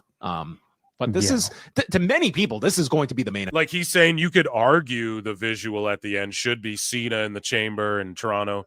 No shit. Event of the show. I would debate that myself, John, because Cena is such a focal point of the promotion of this, and because of the fact that it is special, and because the show is called Elimination Chamber. We're not marks like that. Hey, like if you had a Montreal guy, yes, have him main event and all that. I mean, I keep saying Montreal, sorry, blah, blah, blah. Toronto, if you have a Torontonian who's not Trish, like not someone who's right in the mix right fucking now, not a legend, you know? Someone who's in the mix from Toronto, in Toronto, yeah, do that. But trust me when I say the Toronto people want to see Cena the same as people, if you went to fucking New York and did this show, they'd want to see Cena. And he's not from there. You know what I mean? It's the same shit. Trust me. 2 Montreal boys is great. Some fucking Frenchmen, though. Je ne sais pas. Ça c'est bon, mais non. I don't. Oh man, but yeah, moi aussi. But yeah, trust me, Cena's, or just even not even Cena, just Punk, whoever wins the Chamber, right? I want to think it's Cena though. No, is that the way to go? Chat will let me know. I'm going to check in with chat soon. Don't worry. We're just going to couple more sickos. I promise, guys. You've been so good to me tonight. So Asuka has had her Twitter hacked and shit, and then she starts going off on sickos lately, the last like week or so, at least few days. And she's like, if you can't take the initiative and own your own thoughts, that's just pathetic. Stop letting other people's worthless opinions influence you, even though so-called experts are just nerds like you. No different at all. Thank you, Asuka, for saying it. There you go. Because I scream this all the time, but I just get called an asshole or a Fed drone, right? I'm a fucking nerd. We're all sickos and wackos. That's why we're here talking about wrestling. We're not cooler than nobody, and my opinion is no better than the next man's, and that is why Dave Meltzer is a pompous asshole when he sticks his nose up and actually, no, my star ratings, I've rated matches that I don't even like, you know, which is a blatant lie. But yeah, that's the shit we can't stand, and that we make fun of. So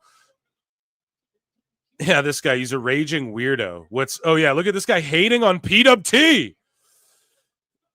So weird account of the day with each hating on Awful. So I was sticking up for Awful here. Okay, not even hating on PWT, but this guy's like weird account of the day to Awful. And then this guy's like, whose name is Raw 2.8 million global is weak. Right? And he goes, he is a raging weirdo. What's worse, he has a weekly 3-hour podcast where middle-aged virgins bash AEW incessantly, and the host is a puppet, which is used as a coom rag. And then I responded down here. I'm like, so you have an AEW ball-tonguing account. Or I wrote, so you can have an AEW ball-tonguing account, but he can't have an AEW hater account.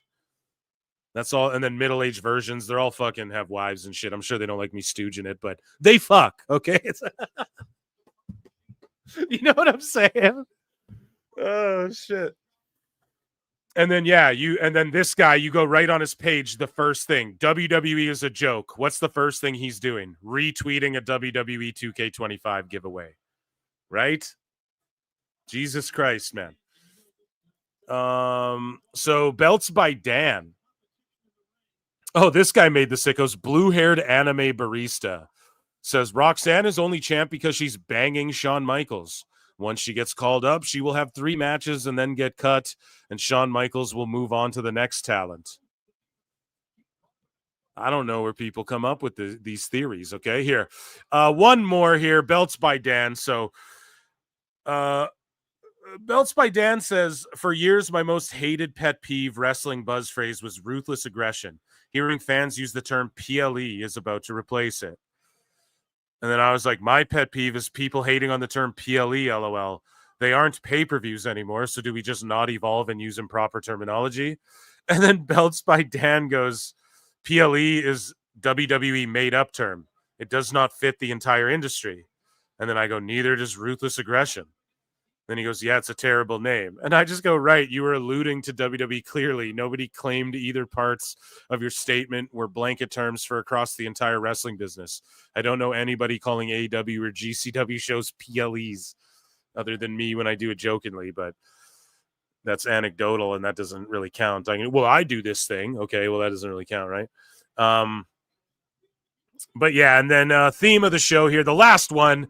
So somebody fake AI doctor Tony Khan tweeting out, justify Tony fumble chance. I really fucked up this time, guys. Obviously fake. And then, voices of the marks, the typical goobers, just fake tweets being shared. Why am I not surprised? Someone community note this. Right? Auntie wrestling, like fucking all these grown men crybabies, obese grown men crybabies. Gabe blocking this page. I literally thought these were real snapshots. You're a clown. It's like everyone knows that's fake, bro. Everyone knows it's fucking fake. And that, ladies and gentlemen, was the Sicko segment. Yeah. I hope you like that's terrible. Oh my God. That shit every week makes me go like, send the fucking asteroids, Every day we do one of those segments. Okay, let me check in with chat here. Jericho. Mike Saucely. Stupid idiot. No, we love you, but I think you're outvoted, dude. We got the likes up really quick. I'm seeing a bunch of new names, too, that I don't typically see in chat, so that's good, man. It's amazing. BX Bane says MJF removing the fake AEW tat. Is that really what he did? Or is that what he's doing? That would be hilarious. Lincoln Hawk. Phil, has Meltzer agreed to charity fight yet? Yeah, see, that's the thing. I would never do that because he's an old man, you know? And I'm not one of these guys like, yeah, let's charity fight, bro. Okay, that doesn't make you not a fucking liar. You know what I'm saying? If I saw Dave in person, I would gladly just shake his hand and try and get an interview out of him. That's all I would do. I would just try and like weasel him onto my show, and then not even to do it. Well, yeah, to do a bit of gotcha, but just to question him CVV style. I know how to do it profesh, bro. I wouldn't be gross. I wouldn't be like, well, you're a fucking bitch, man. I don't like you. Well, you're a pussy. You fucking lied. Like, I'm not an idiot, right? I'm an idiot, but I am smart enough to know like how to conduct, and I would actually just try and corner some of his ideas and see if he owns me on some shit. Let's see, you know? He runs from the flutes. I watch him pretty closely. So we just see. That's all. And I mean, yeah, there would be an element of gotcha because I'd have to be like, well, you said this. Well, on this day, you said this, though. So which is it, Dave? Just please clearly, without filibustering, can you please, in a sentence, just explain your reasoning behind changing your key demo is what matters this year, and then all these years before you're saying overall viewership is what matters. Explain it to me, you know? Is it just cord cutting? Even if he gives me a bullshit answer, I don't have to push back on every single thing, but I would conduct a good interview. But yeah, charity fight, I fucking don't know. I don't know. That's silly. He just does steroids, bro. Ray J's World's been a member for 2 months. You need to do your impression of Tony Khan reacting to the Tony Fumble chant. Oh, we will, buddy. Don't worry. Do not worry, Ray J's World. And thank you for 2 months of membership. Guys, membership is 99 cents. If you want to support what I do, consider joining the Patreon. I uploaded the entire uncut clip of me reacting to TLC's Extreme Cheapskates, the cheapest wrestler in the world, and he gets a tryout at TNA with like Nick Aldis and Chris Sabin and Kurt Angle and shit. You guys got to check that out. He like tapes his boots up. He drinks these disgusting shakes. I did a watch along. It got cut out of the live version. I can't upload a clip of it. YouTube said nay, so that's over on Patreon. And yeah, make sure you hit like and subscribe. Thank you all so much. And or dislike and leave a comment shitting on me. That's welcome too. I know you guys run away when the show starts, but yeah, that's always welcome too. Ezra Gobert for 5 says Sean Ross Simp was typing another love letter to Denise Salcedo. They're just buddies, guys. Oh, come on now, Ezra. That's not very fair to insinuate things.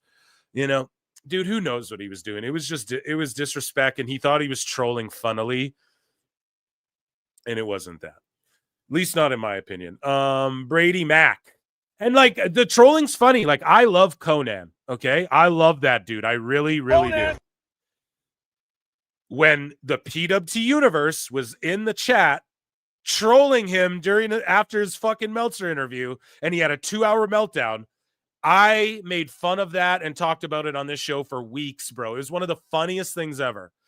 Just because I like him, it doesn't mean like if Sapp hilariously trolled Bischoff, I'd have put it over, but he like thought he was doing something with that, in my opinion, and it was really weak. Brady Max says, Dave says, use common sense.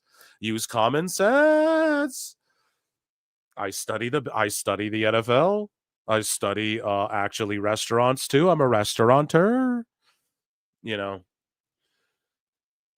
Davey. We'll get to some Dave. Mike Saucely. Come on now, Phil. There's no Jericho. That's not very fair. Well, maybe if you want to try and run it to 200 likes, or maybe if we get it at the end of the show, maybe we'll run a little Jericho. Oh, come on now, Eric. You guys got to. I said, yo, if there's 100, no Jericho. Y'all ran it to 100. I got to stop. I got to keep my word, Saucely, right? So we'll see. Maybe later in the night. But as of now, we got a lot of hot goddamn news to get to. Let me check in with chat as well a little bit more. Mike, we get to 150. I'll request Jericho. Georgia's got pull here, folks. Learn, baby, learn. Meltzer Inferno. It was a great match. Ask Cage match. Don't even get me started on how Meltzer's going after Marie Shadows. Well, we're going to talk about that. And you guys know, because it happened like right after she was on the show too, like the day after, the same day. And then we had her on like back to back or whatever, because she was emailing with Meltzer, and she did kind of own him in one aspect. And I'm not even here to say she's right or wrong, because we don't even know. Maybe Chris Charlton fucking isn't, or whatever. Maybe Meltzer, I don't know. What it is that he runs from the flutes, but he talks shit about women in his little dirt sheet all the time. And I'm not this white knight warrior guy. Fuck all that. Right? But he's always belittling, and like he's shitting on Bailey, who's like from his hometown, and why isn't Omega and Ospreay in the All-Star game? Right? And then he like goes after Marie and like will even name her on the thing, but he, flutes come playing and he goes running, man. He's blocking, he's fucking ducking. So that's all I'm saying. He has selective outrage on certain people because he knows it's easy to just like pile on her, and that's fucking whack and corny. And I'm going to talk about that in a bit. What else, man? Who else do we have? Jericho Gate. I don't know what that is. The Sia. Yeah. Oh,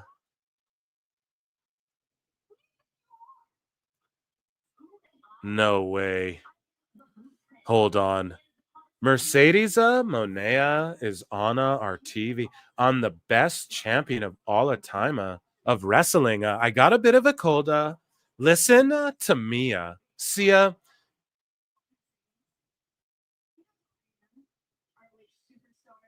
So Billy Starks is on TV.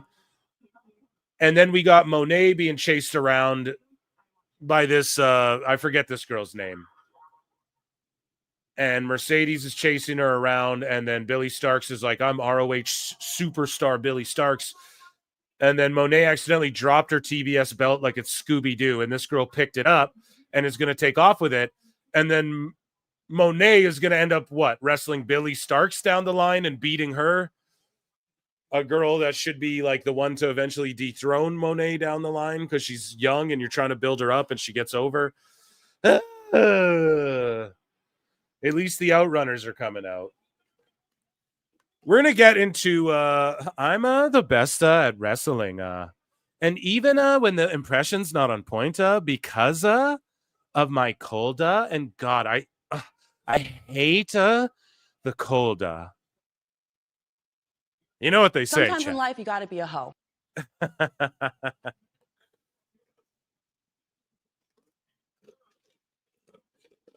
Oh, man. Iced coffee in the house. Let's go. So we're watching the Outrunners with the, I don't know, they're on the Omaha men's basketball team doing stuff with them as like a joke, and then Barstool's tweeting about it. So that's a good look for AEW. But I swear the guy's wearing a House of Glory shirt. Oh my God, is he wearing a House of Glory shirt? See, this is cool though. They need to do more of this in AEW.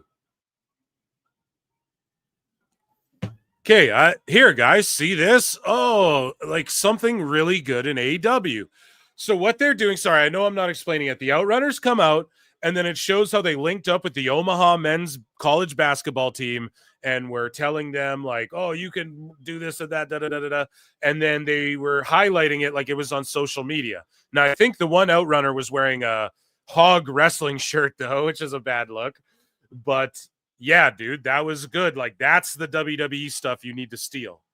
You need to steal stuff like that. Make your shit feel important and mainstream and larger than life, even when it's not. Why? Because it's a carny fucking business. Imagine that concept. Anyways, guys, it is time for AEW news. So let's get into it. Where's my everyone all together now? Ichi Son. One more time. Look, I fucked it up. Son. So let's see what's going on here Sometimes in the in life, you world got to of be a hoe. AEW land. Let me go all the way down. So speaking of Mercedes Moné, what a great, tremendous transition.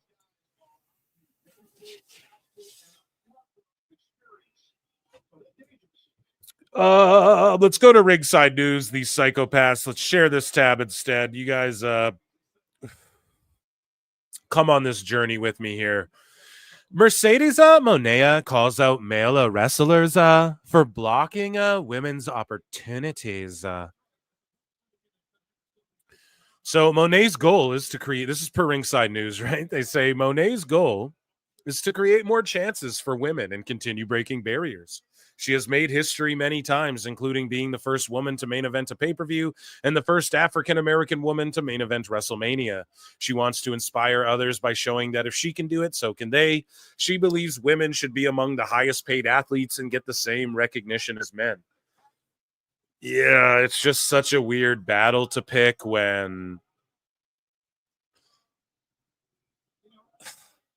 women are like, aren't you the highest paid wrestler, highest paid woman wrestler? You know, Becky Lynch doesn't make more than like a whole shitload of the guys on the fucking roster and gals. You know, the NBA isn't subsidizing the fucking WNBA, which is now starting to see growth. Like, I get it. You're saying and hey, I'm all with it. I say it more than anybody. Women NXT, right? Women are the future. Like, the whole fucking show is just going to be women. 80% women in the next 10 fucking years if Shawn Michaels has his way, right? So I get it. Like, yes, I'm down with the cause or whatever, right? These women have really stepped it up over the last few years, and Mercedes is one of the early ones, one of the people to help propel it for sure. But this is like an old complaint, especially when you're the highest paid woman. Like, there's probably a bunch of women looking at you. You have your own writer. You work when you want. You got 4 fucking belts. People aren't being booked because you don't like them all of a sudden. You know, Sammy's trapped in ROH. Camille's just gone. And I don't know. People will say she was doing promo for a fucking movie, but it's not that. She flat out said in an interview, like, I don't know why I'm not being fucking used creatively and given the chance to do more. And then boom, she disappears. It's not a coincidence. So Mercedes, though, says, my thoughts are a number one. We already do. Okay, good. Well, there you go. I'll shut the fuck up then. So next, no, I'll still read it. Don't worry, guys. Especially in the sport I'm in, pro wrestling. It's proven every week. It's shown in television ratings. Oh, okay, well, let's just see what her full thing, and then I'll give my assessment of her thoughts, I guess. It's shown in television ratings, in merchandise sales, and the fact that fans who come to events hold up their signs and buy tickets specifically to see the women. It is clear that we bring in just as much as the men. So why not get paid equally? Why not to receive the same amount of money of TV time? I'm so sorry. Of TV time. Well, you fucking do. In AEW, you don't. That's exactly what I'm here to do and to prove. I've had the opportunity to do that so many times because of the hard work I've put in my whole career. I was the first woman to main event a pay-per-view, which was so special. I was the first African-American woman to main event WrestleMania. I've accomplished so many firsts, and my biggest goal is to make that happen for women all over the world. I want to create a place where women know that if I can do it, they can do it too. If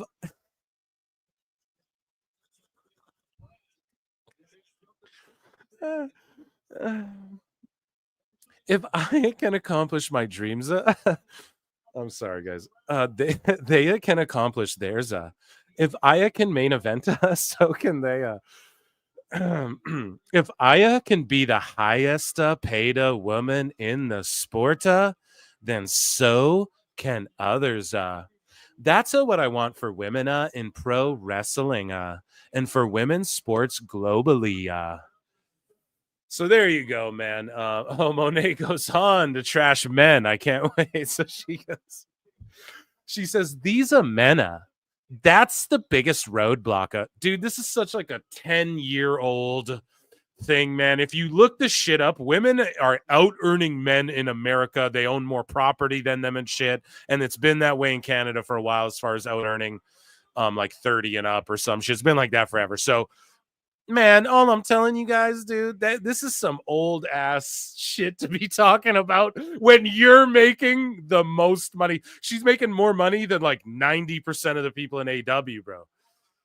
There's like the top 10% of guys are making shitloads of cash, and like she's in that top 10%, you know, where she goes like above she's in like all the dudes above some of the top dude pay grade, top some of the more than some of the legends that come to AEW.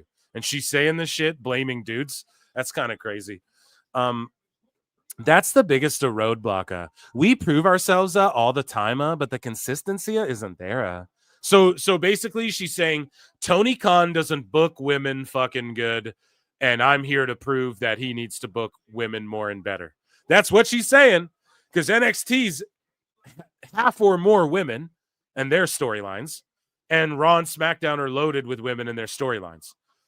Like overstuffed sometimes, where they fucking main event and everything, and no one's complaining.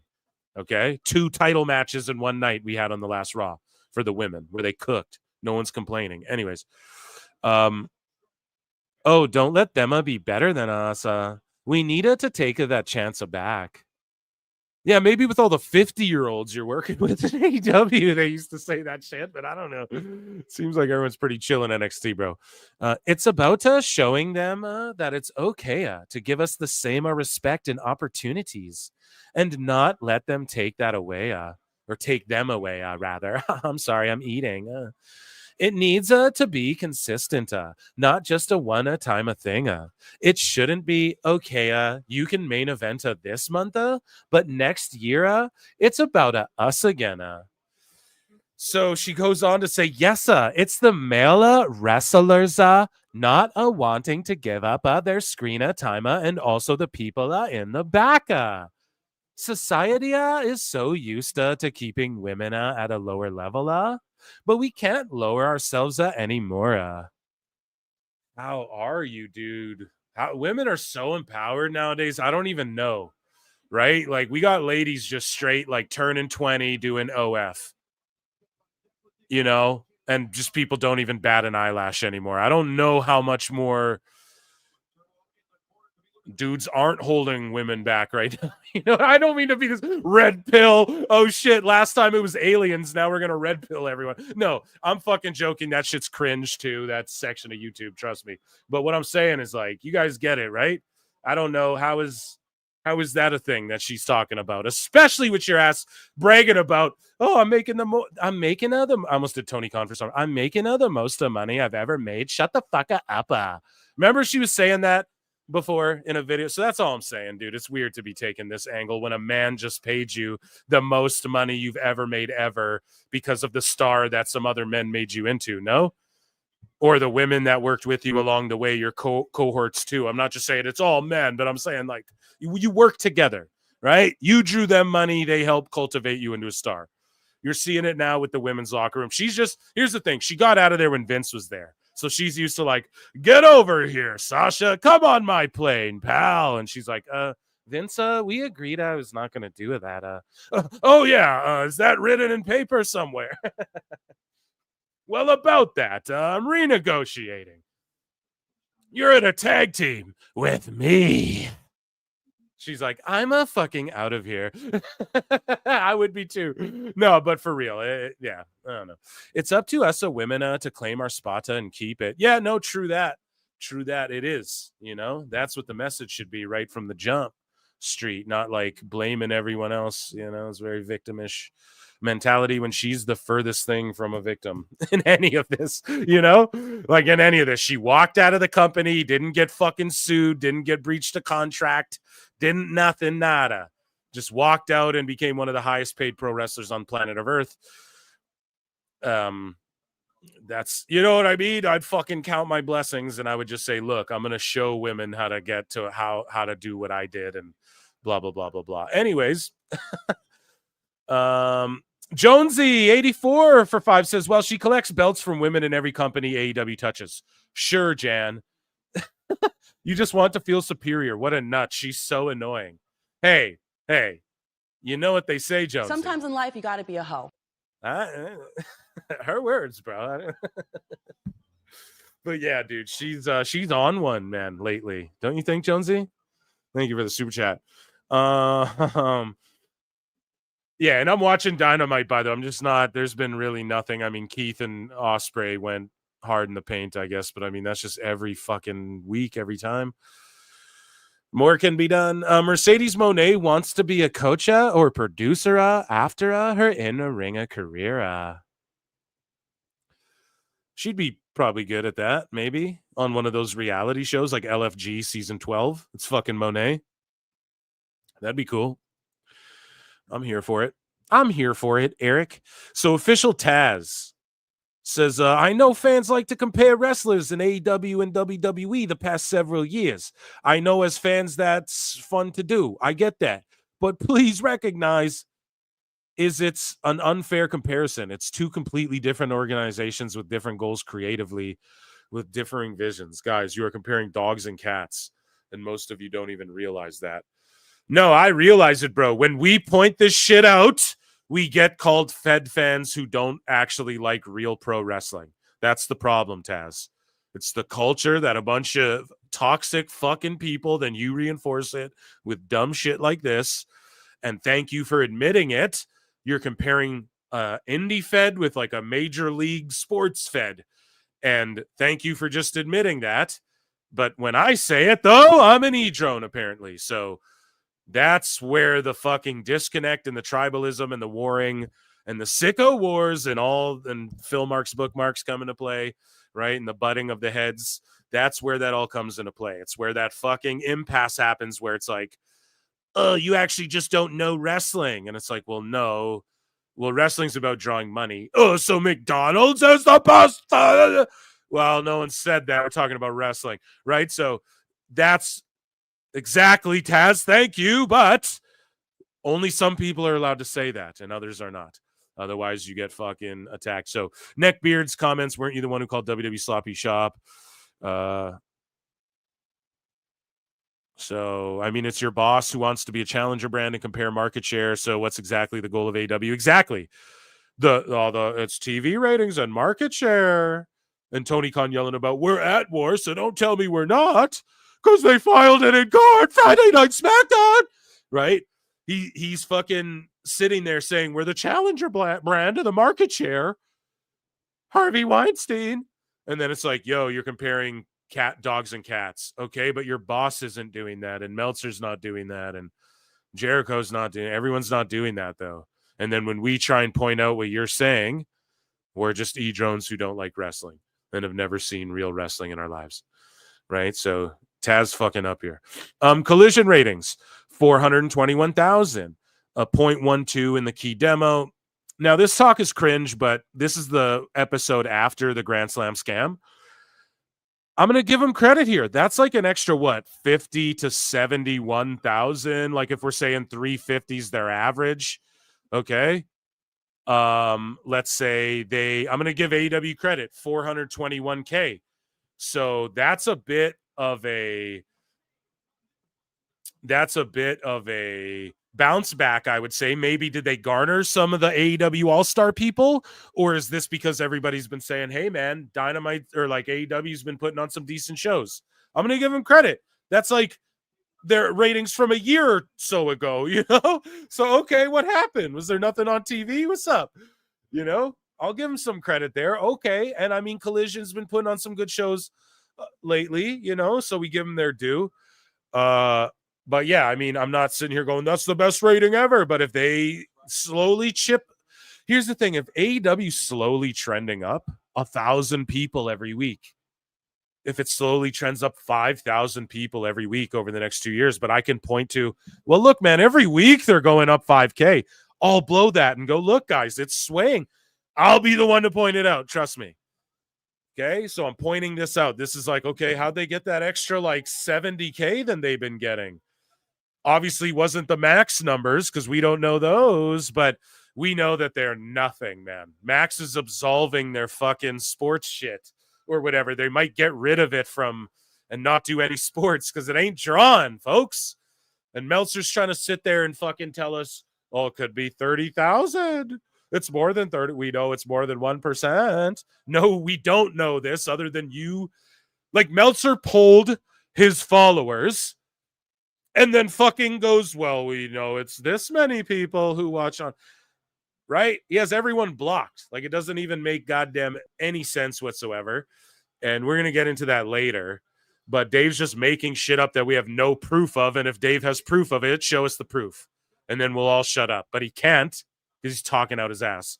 But yeah, I'm going to give AEW props for this. And hopefully next week they have a 4:30 or something. But they need to take their most compelling shit and put it on Dynamite. And I'm telling you why. Because Collision's going to go away. I'm telling you, man, it's going to go away unless they bounce back. If they start getting like over 600K, let's say, every fucking Saturday night again. I don't know. I'm just making up numbers. See, that's how you admit that, Dave. You just go, I'm making something up. It's an analogy. Let's say they get over 600K and WBD's like every time again. And then WBD's like, oh, good. We'll keep this. We'll keep it around. Okay. But if it sticks around this 300 to 400, like I just don't see it being around longer than 2 more years. I truly, truly don't. And look, Rampage went away, folks. No one thought that would happen. Rampage went away. So the NXT fans on NXT were chanting Tony fumbled during Ricky Saints' match. This was unbelievable. Wesley. Here, I can't play this. It's going to get fucking pulled. So I'll like scroll down and then play the audio here. And Wesley trying to get Booker to help him. Oh, no one helping Ethan Page right now. You can see Page throw that broken nose, big right hand. And they're right here on the outside. It's been a huge. Do you guys hear that? And then when the match ended too, no one's clipping this one. Watch NXT back. When the match ended and the show was going off the air and Ricky was doing his pose and shit and the show's going off the air, they're chanting Tony fumbled again. As the show goes off the air, the NXT fans in Cincy, where AEW just was, and sold like just barely over 1,000 tickets. And NXT's there outdrawing them, and they're chanting, Tony fumbled. Holy shit, man. Night. Been breaking news. And this is why they don't chant Tony fumbled at Penta and Ethan and fucking Hangman, not Hangman, pardon me, Dummy, all of the people who come over, right? Ethan Page, Penta, Cody Rhodes, right? Even CM Punk, let's say guys at that level. They don't chant Tony fumbled at everybody, Lexus King, but they're chanting it at Starks because this guy is destined to be a fucking star. Doesn't matter what his name is, doesn't matter where he goes. He's just undeniable, okay?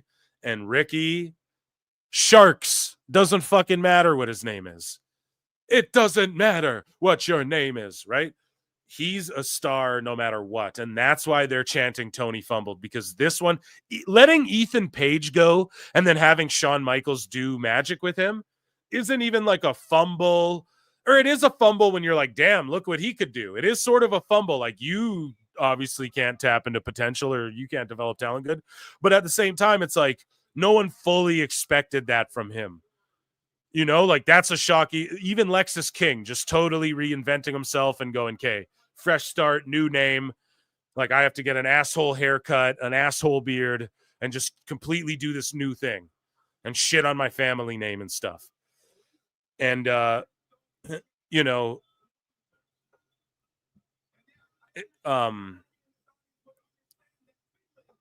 What am I saying here, chat? Sorry, Ricochet came out. I got distracted. What was I talking about? I was just talking about how they don't chant like Tony fumbled at everybody. And, oh, yeah, some of these other ones can't even be classified as a fumble. Like Lexus King, is it really a fumble, or did they just not really like develop him properly? No one's saying, oh, he's going to main event WrestleMania one day. But it's like, dude, you got a good young prospect there. He's got some longevity in this game, I could see a main roster one day. Same with Ethan Page. But with Starks, this is the one where people, even Penta, even myself, were like, damn, it sucks he can't come in with his brother, because with his brother, it would be, I think they'd get over more, and it's really harming Penta. But now we're seeing, no. We should have all known, because Penta's been a world champion everywhere. No, Penta's getting fucking over. and it works as a solo. It's actually better he came in this way, because I feel like he works as a solo better than Ray. And then when Ray Phoenix comes in, it'll be better to introduce Ray that way than if Ray came in by himself, let's say, or they both came in. Now, in hindsight, it's always 2020, and we know that. Okay, but even Penta, I don't think people were like, that's a fumble. It was just like, yo, it wasn't, we didn't realize it was a fumble till after. Ricky, the point I'm trying to make here is that Ricky's a star, period. Like, all the fans knew it was a fumble immediately.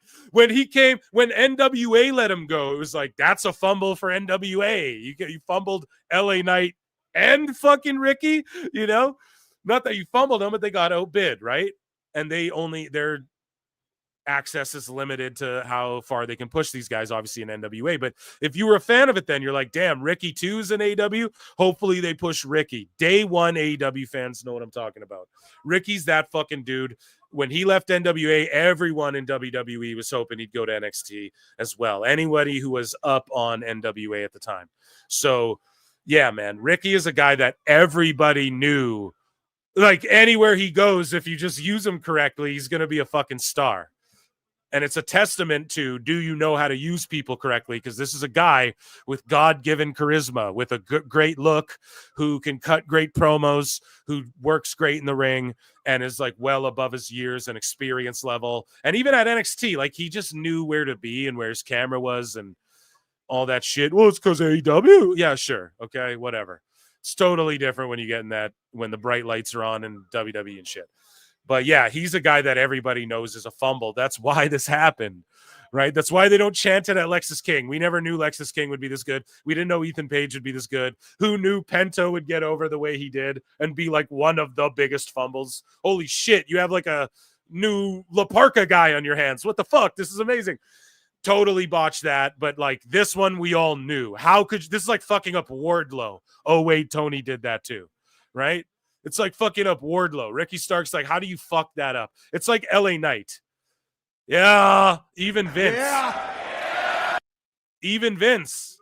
Oh, almost fucked that up, but then realized, oh, we got to go LA Knight, give him his run like that. Boom, and then it got so over, it's undeniable. But even LA Knight couldn't be fucked up. Don't matter what his name is. Best guys, Tony Khan. He's got to learn how to develop guys, rather. So let's listen to this one more time as I blow my fucking nose. I'm a snotty mess today. And Wesley trying to get Booker to help him. Oh, no one helping Ethan Page right now. And you can see Page throw that broken nose, big right hand. And they're right here on the outside. It's been a huge night. Been breaking news all over the place. Oh, my ears popped and I'm dizzy, like Tony Khan's did when he heard fucking Tony fumbled on NXT. No, I bet Tony's like, oh, this is great. They brought me up. Great. Hopefully they'll know, just so everyone knows, Dynamite's on at 8 Eastern on TBS. Oh, shit, man. That is a honey. So, yeah. Sold out Cincinnati. Standing room only at Page.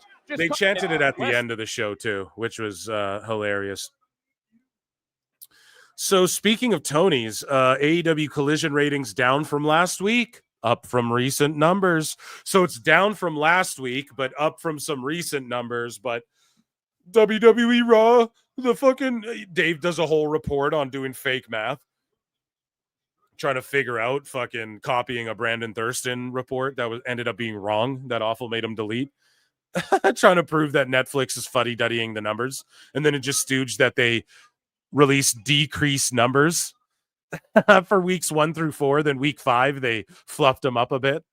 Well, it's like, all right, so what are you guys mad about that? It just proved the opposite of what you guys, it proves that 1 out of the 5 weeks they fluffed the numbers when you guys were trying to say they fluffed the numbers every fucking week, and they actually gave everyone the benefit of the doubt on the numbers all the other prior weeks, you dummies. But either way, the Observer, of course, AEW Collision ratings down from last week, but up from recent numbers, even though, yeah, like Tony and Mariah had some great shit happen.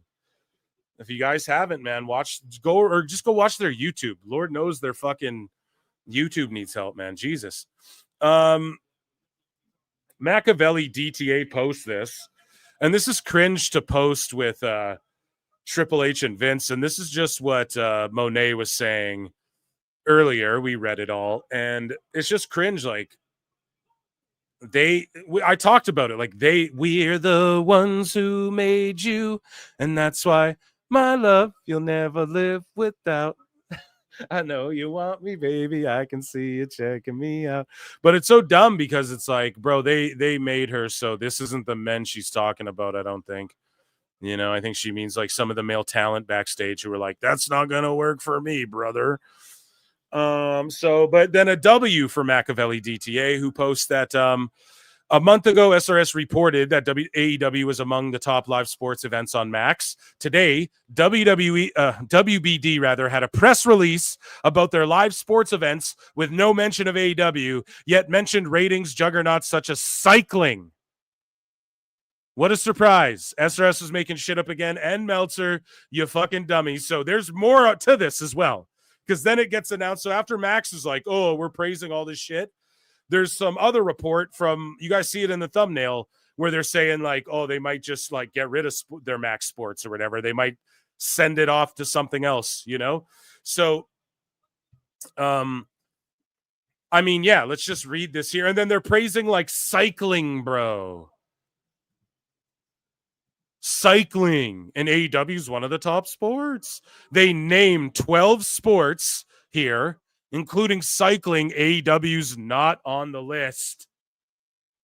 They didn't even make the list. So this is what I mean when people are like, well, we know that it's at least 1%. Like, these sickos are going crazy defending Dave, man. You guys will see it in the Dave Meltzer dumb moment with these fucking psychopaths going, how is he lying? How is he lying? Dude, this is what we mean. One of the top sports. Why didn't they fucking tout it along all these other sports? That's fucking crazy. And this is for BR Sports. Bleacher Report also hosts AEW pay-per-views, but don't boast about them. You guys get what I'm saying?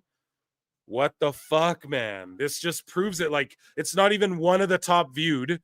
This is just some shit someone made up, or it's something they said to try and be like, yeah, it's up there, boys. Yeah, AEW's great. And then it gets all the sheets run with it like they know shit, and they don't. And then what happens is cycling. Roland Garros. Let's read this. What the fuck is Roland Garros, bro? I don't even know what that is.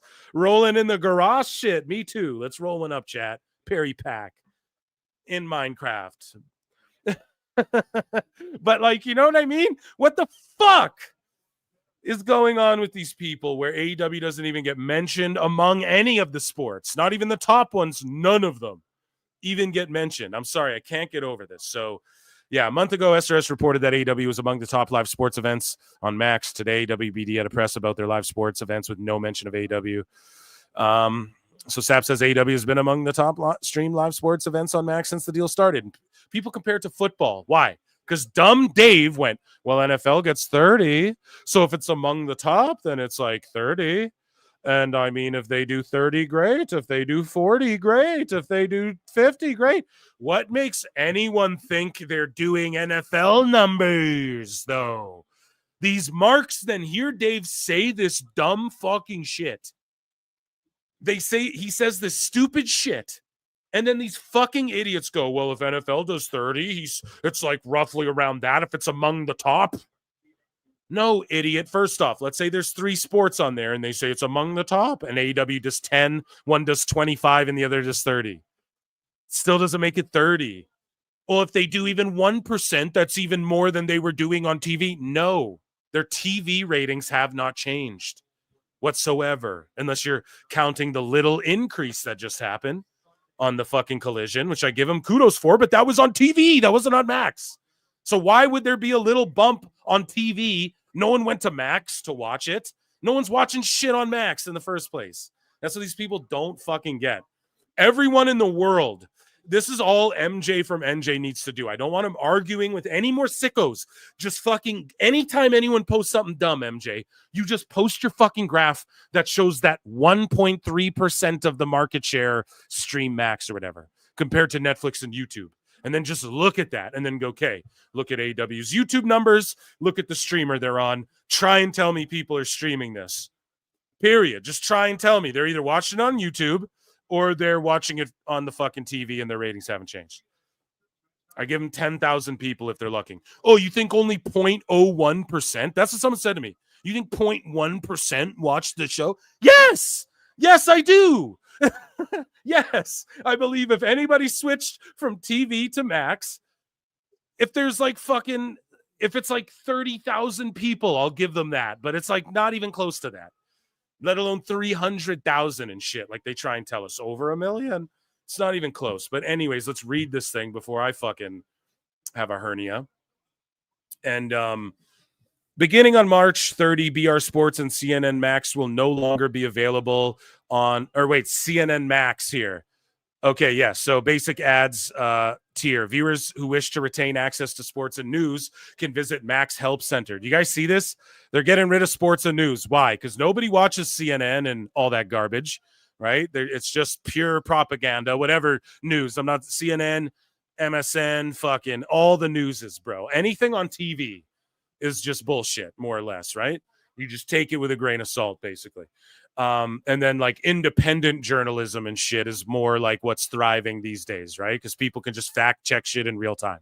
So for more information, BR Sports on Max boasts more than 1,700 live games and events each year from the NBA, MLB, NHL, NCAA, NASCAR, Roland Garros, Big 12, Big East, U.S. Soccer, Premier Cycling, and more, including pre- and post-game studio programming, multi-sport on-demand content, special features, and live series from Bleacher Report. Sports is the ultimate destination for sports enthusiasts. Max streams the action in Dolby Atmos, whatever the fuck, talking about their audio. So to make things even interestinger, right? To make things interestinglier, okay?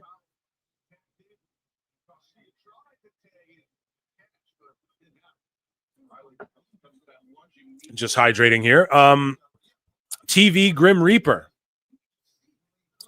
tweets this out, entirely unrelated to pro wrestling. This isn't a pro wrestling. Oh, I'm going to fucking argue about wrestling. It's not one of these guys.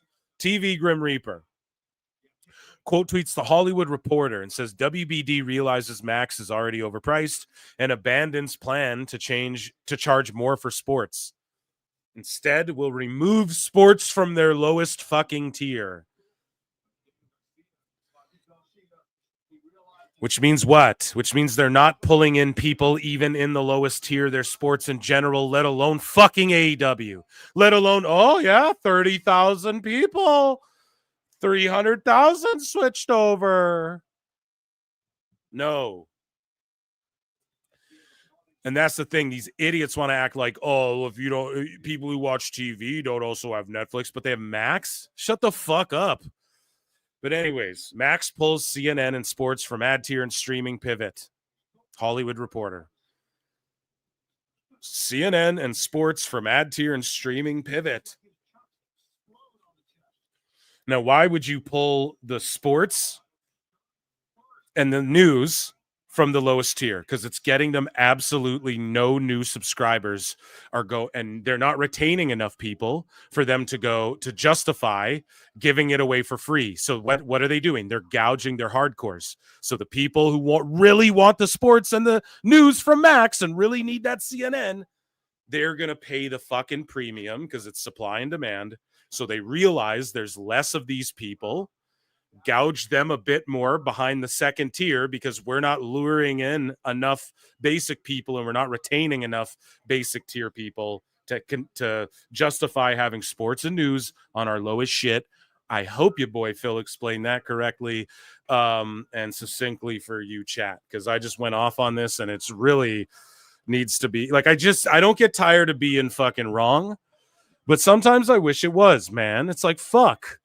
We fix some things around here, Tony. You listen to Phil Marks, dude. We'll fucking fix some things around here. Tony Schiavone says that Renee Paquette is one of the best that's ever held the mic. She's like Sting. She's in Gene Okerlund territory. All right, his opinion. So here's Thunder Rosa's hostage video. Video explaining what happened with Megan Bain on AEW Dynamite last week. Neither lady featured on this card this week. Go figure. And let's hear her excuse. I mean, her written statement that they're forcing her to perform. I mean, her explanation of why she didn't just glom Megan Bayne in the fucking head. And as Stevie Richards broke down, like, if that's two men, you're essentially just agreeing we're going to shoot on each other. We're about to shoot on each other. You're just agreeing to that. If those are two men, you got to now fight in the ring or backstage. With women, I guess it's a little different, but a lot of people are pointing out Megan Bayne's in the wrong. She was unprofessional, went into business for herself because why did she think she could do that? Either the culture backstage tells her that it's okay to do that to Thunder Rosa, or someone instructed her that she can do that to Thunder Rosa. Now, I highlighted, she's had problems with people in the past. She got chased into the back. She's been accused of stiffing Britt Baker. She stiffed Evilise in a match. We covered all that. So maybe Rosa has heat, but for a newbie to come in and to do all of that and to just be in a weird situation like that was just made everybody look Bush League and unprofessional. And let's hear what Thunder Rosa had to say on Busted Open. First and foremost, safety's always been my priority at everything I do at AEW. And sometimes that just, I sacrifice my safety for other people because I have to make sure that I sacrifice my safety for other people in AEW. Listen to that again. First and foremost, safety's always been my priority at everything I do at AEW. And sometimes that just, I sacrifice my safety for other people. You what? The best guy is Tony Khan. Because I have to make sure that everybody's safe, and because of previous, situations. Previous situations, chat. I wonder with whom. James, my brother, so sorry for keeping you waiting. Holy shit. Yeah. Avinca Paliza, put a Yasaka away. Oh my God, that was back with Moné. I fucking botched, dude. Why didn't someone tell me? God damn it.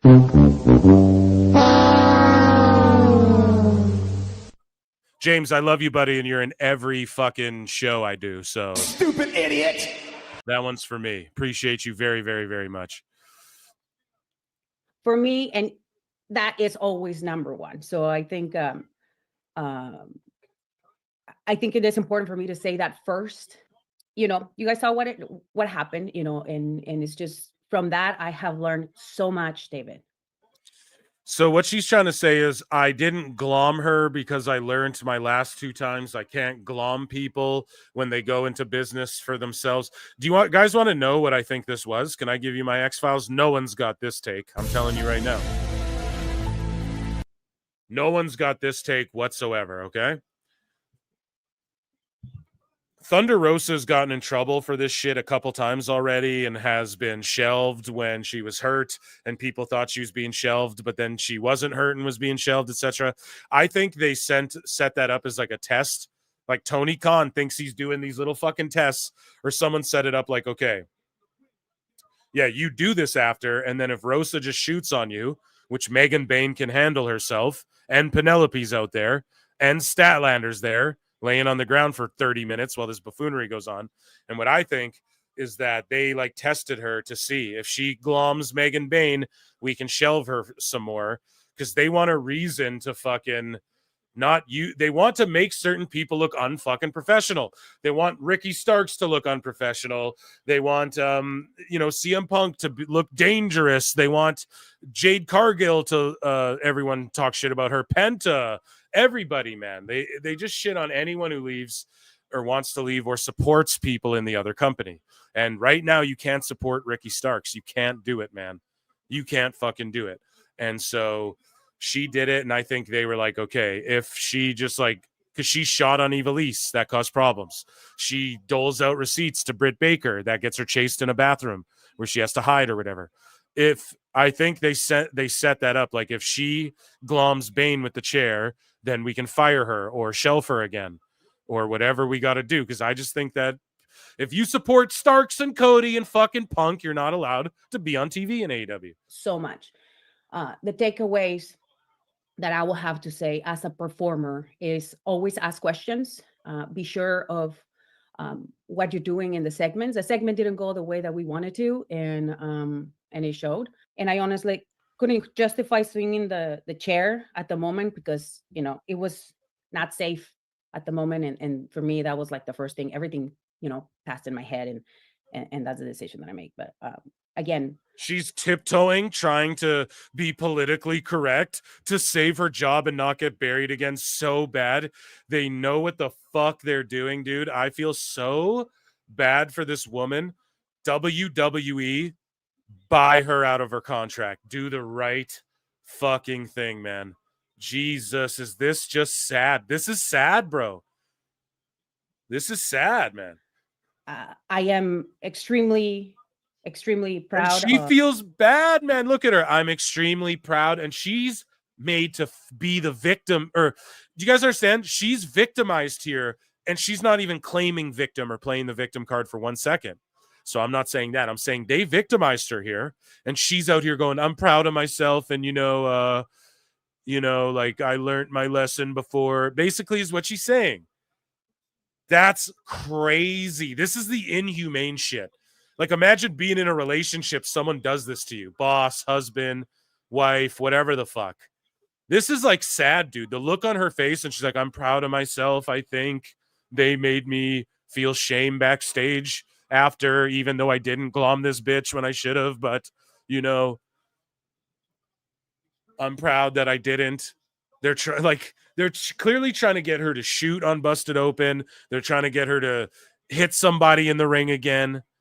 This is sad, dude. Of some decisions that I make in my career, and I now focus on doing the things the right way, to have a good product to make. And I agree with don't shoot on everyone. Like, don't just start whooping ass. But like when Eva Lee sandbagged her, yeah, I think in the ring that deserves a fucking shot. I'm not saying be bullied or get beat up, but like if you're gonna sandbag someone again, that's basically going shoot, take the hold on me then, or shoot, get me out. And it's like, all right, people are gonna get hurt doing that. So I agreed with Thunder Rosa in that one.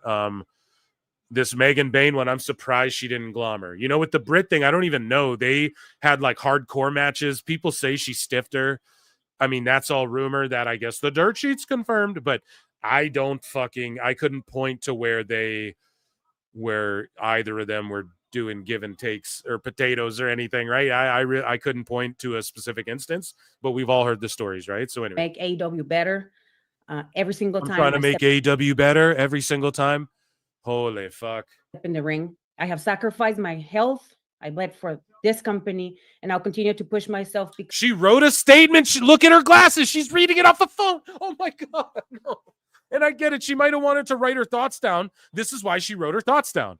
And this is why it comes across like a hostage statement. Look at her glasses, dude. She's looking into a phone and she's reading her notes. Why? Because she wants to speak her truth, but she doesn't want to say some shit that's going to get her fucking canned or get her shelved again.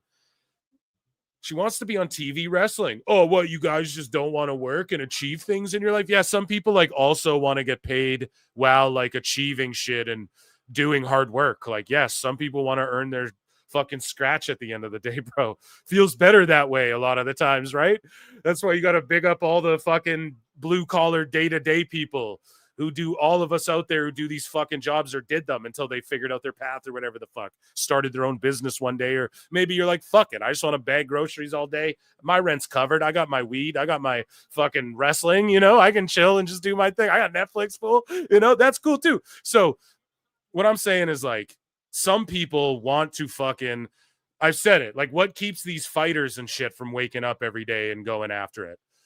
You got millions in the bank. You're going to go fist fight still because there's like, they're entertainers, man. They're athletes. There's something in them. It's a dog. They got to get out of them. Thunder wants to be on TV performing for crowds. And you guys are stopping that by putting, at the very least, you put her in there with someone who should be punished? No. Should someone not be punished? If Megan Bain isn't being punished for that shit, then I fully, in my Judas in my mind, I fully believe that this was like a test for Thunder. Because if she's not being punished and this wasn't Thunder's fault, Thunder's saying, look, I just did what I was supposed to do. And, you know, I'm proud of myself for not fucking glomming her. So then it wasn't her bad, unless someone refutes this, unless Tony Khan or Meltzer refute this. So it was a fucking, like a test, essentially. Or it was, hey, let's set her up, and if she loses her temper again, oh, well, that's her bad.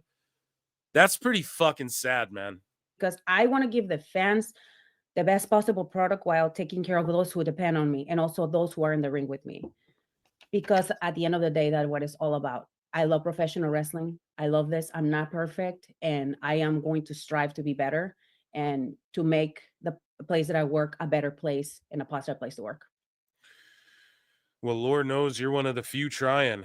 Shout out Thunder Rosa. That is absolutely sad. And that, ladies and gentlemen, was AEW News. Round of applause for AEW News. Let's check in with chat. 324 of you guys watching across both channels, like 330 when we're peeking out here. Just an amazing Wednesday. This Saturday, of course, we got lots more to get to. We got some Meltzer and shit, but just doing some quick plug-a-roonski. So this Saturday, Elimination Chamber watch-along stream. That'll be amazing. And then, yeah, patreon.com. Consider becoming a member. You get a little green thing on your name. Super chats are welcome. Also, just hit the like button, hit the dislike, spit at your computer screen. Just show me you love me, damn it. Fucking leave a nasty comment, leave a good one, all that YouTube shit. You know, I appreciate you so much. Anyways, so let's check in with chat for a minute.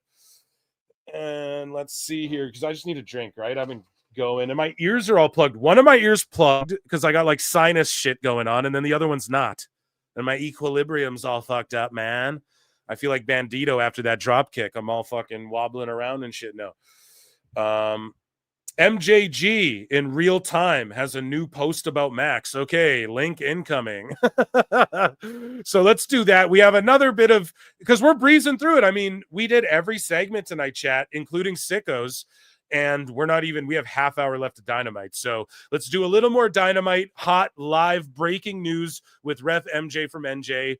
And then let's get into Dusty Dave to cap things off. What a brilliant episode of PWT. I think this one has just been one of the best ever in the history books. Round of applause to all of the PWT universe who's been here tonight. You've been so great. So let's get MJ from NJ in here. I'll do it off screen here. Which one am I sharing? God forbid I open DMs again on screen. Okay. So I got from Husey is okay. Here, I'll read this one while MJ's in here. Okay. I will read what Husey has to say because it touches on the Max stuff. And yes, so let's do that over. Yeah. And then MJ, you just come on in. So as he's coming into the show, I'll just do a quick rundown. We saw from, Max, they did this press conference, or not even a conference. They did a media call or whatever the fuck that was, where they touted all these different sports, right, that they have going on. Cycling being one of them. We just covered it, okay? AEW's not even up there. They named like 12 other sports, and everyone wants to say, oh, the top sports. They named like 12 others. It's not even mentioned. Then we read the Hollywood Reporter that says, AEW, or pardon me, WBD is just absolving their CNN and fucking sports stuff from the lowest tier, which I broke down. It's because there's not enough casuals interested, or there's not, like, they're gouging the hardcores because that's all they have. They're not retaining or luring in enough people with those things. MJ's going to hit us with some live news. We also have Husey's reaction to the stuff I'm going to read off screen for you guys right now. Husey says, this clearly means the max numbers for AEW and their other sports content are terrible. So either AEW are going to get dropped, or else they're paying to be on the network, allegedly. So his thing, Husey's thing forever has been, allegedly. But like, we've speculated so much on the show that the cons, there's this weird deal where he's invested and they're peeling off the top and they're putting their own money into this thing, right? So you have Husey, who's like fucking. So either AEW are going to get dropped, or else they're paying to be on the network, allegedly. Conan. So there you go. That's Husey's hot take. Shout out Husey. And joining us now on the show to investigate this further with some live breaking hot news is your friend and mine. Where the fuck is my sound? Your friend and mine, Ref MJ from NJ Ref WrestleGraphs. WrestleGraphs is here. MJ from NJ. How you doing, my friend? Is this Deanna Purrazzo, Harley Quinn? What's her name? Harley Quinn, Harley Cameron. Yeah. Yeah. Is this match like live or am I behind? No, this is live. By the way, I will say this, and we're going to get to Max. They have made it impossible to find All Elite Wrestling on Hulu. I use Hulu for live TV. Can't find All Elite Wrestling. You have to search for the channel. It used to be like a graphic that popped up. I watch it every week. You think they'd feed me this? Impossible. That is super shitty, my friend. Just like I had a soda water just explode on me and my computer. But tell us about this Max news you have that you're sitting on. So, I mean, it's news. It's more of an analysis, but I'm going to give it to you, as I was typing this out, I'm like, I'm just going to tell you that I'm coming up with this thought.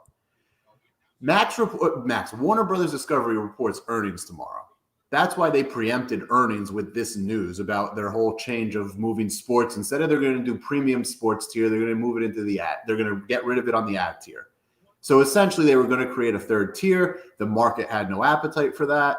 The market being the consumer, because they're also about to lose a ton of subscribers due to free trials and free promos going away with wireless carriers. And they are trying to preempt this by saying, here's our new strategy. If you have the press release or whatever they put out, it references BR, Bleacher Report. Didn't they get rid of Bleacher Report last year?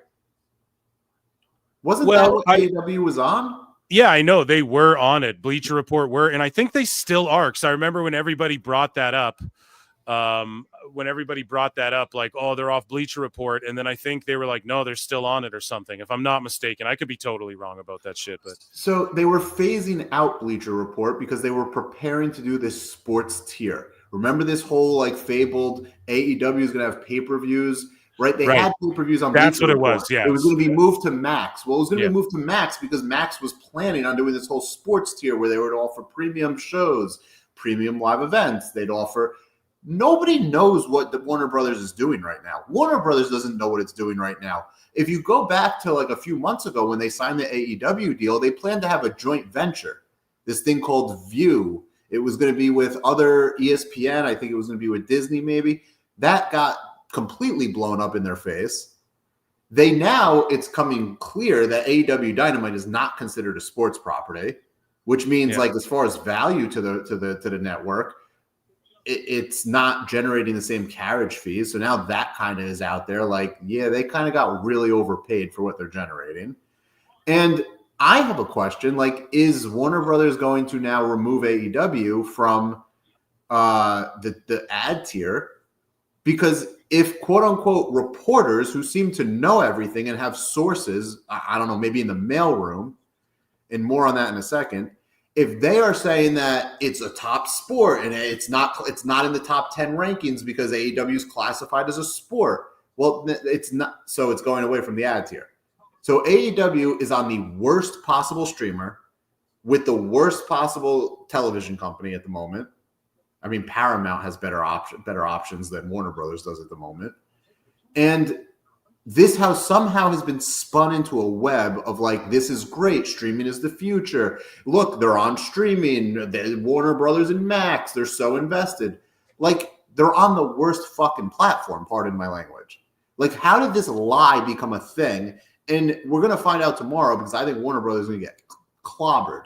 I think Warner Brothers is in such a bad position that they're going to have to sell the story of free cash flow. And someone just brought it up in the chat. They just got rid of, I think it was Wonder Woman. They got rid of a gaming division.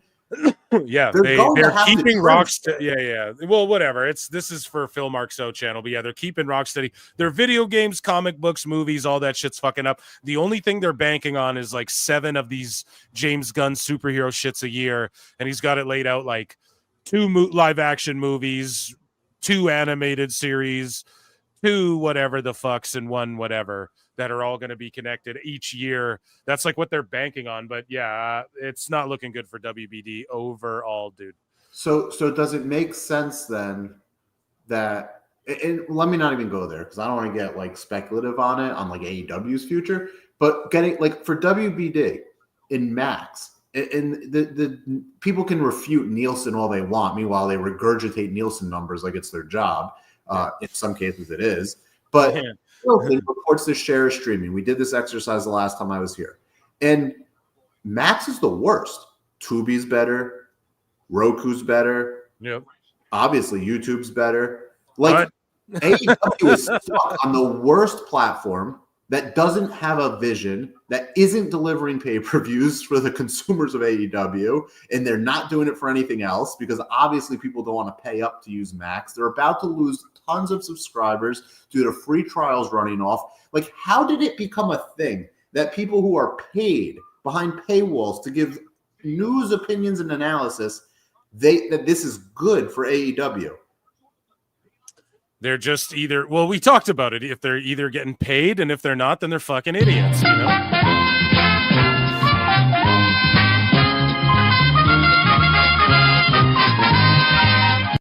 Lucy Moody says Daily Motion, the original challenger brand. Daily Motion probably gets used more than Max. I mean, Max has 1.3% streaming as of January. It's flat year over year. Nothing they've added. This whole thing about top 5 in sports, you know what that is? That's a polite way of telling somebody that was asking, yeah, your AEW sucks, but you know what? We air like 4 sports in January. AEW's in the top 5 out of 4. Yeah. It really has upset me because the more I think about it, and this is where I'll wrap, and then like you can ask questions or I can bounce or whatever, I can hang out. At the end of the day, there's a group of people online who are hell-bent on basically demanding respect and claiming that they are the ones who know things. They are the ones with sources. Dave Meltzer, he's been studying this for 30 years. Play the clip. Studying for 30, well, or I'll just do the voice. You know, he's been studying the business for 30 years. The best guys, Tony Khan. You have people, I mean, I don't want to give too much about my real life, but I will say that I am probably friends with somebody who is so far higher up than anybody that certain people claim they talk to inside of Warner Brothers Discovery. All right. At the end of the day, I'm an actual investor. I actually have invested in Warner Brothers Discovery. I'm actually short Warner Brothers Discovery. I am talking where I put my money. All right. I have no reason to lie to you or give you a spin or PR. And you can judge me or judge whatever. I mean, I just literally in the last 12 months called WWE going up 100%. It's gone up even more. So you can judge me based on my record. Now, these people are so determined to act like they are the only people that know anything. They have any sources that they're able to tell you what they're experts at the TV business. They're experts at the ticket business. They're experts at the wrestling business. They fucking suck. All right. They're grifting. They're taking money from people. I hope somebody clips this. They are the ones who take money from people. They are the ones who project that they are experts. They are the ones who are repeatedly wrong, have to repeatedly create new lies to cover up old lies. And they try to gaslight people who actually might have an idea about things, who actually was calling a sham sale before there was a lawsuit being read about today. All right. Who actually has called stock moves, who has actually called business decisions like site fees, like utilizing NXT as a third brand and constantly giving them more real talent to enhance the developmental talent, something Brandon Thurston has censored. Now, I'm done. Sorry. Thank you for the platform. I will send a super chat. I appreciate you as always, but I had to get that off my chest because it really has aggravated me. No, man. The chat, Daniel Nutcracker says MJ cooking. Yeah, you're cooking, bro. Someone else just said in here too, Amazon Prime is looking at buying Max. Do you know anything about that? Max, so here's what's happening with Warner Brothers. They're going to speak more about this tomorrow. I don't know that this is what they have said publicly. All right. They were looking to do what Comcast said they were going to do, which is spin out the cable assets, separate it from what they consider to be the good assets, and sunset them. What sunset means is that you're going to run that business for as long as they can possibly run that business, figure out ways to continuously try to generate cash flow so that it has value. That could be licensing out properties or licensing out shows like we've seen them do with the HBO catalog where they sell that to Netflix now. They're generating money. They can cut things like they cut the movies or they cut projects that they're doing because that creates some cash flow savings for them. It's easier for them to just cut losses than to keep spending money. That's a strategy we've seen them do. What they're going to spin out is like Max in the studio division, and they don't put costs on Max. So they've constantly moved all the expenses from, like, if they have a new program that's going to be simulcast, that's like probably an expense on the Turner side, on the television business, not on Max, because they want Max's balance sheet, their P&L, to look as clean as possible so they can create a new company out of it. Now, the acquisition comes into play because Max is not growing. Max doesn't have a brand identity. Max is not outside of Game of Thrones. Like in people remember HBO, but they don't even call it HBO anymore. They just changed the graphic for Max back to the HBO color of black and gray or black and whatever, because nobody recognizes Max. No one knows what's on Max.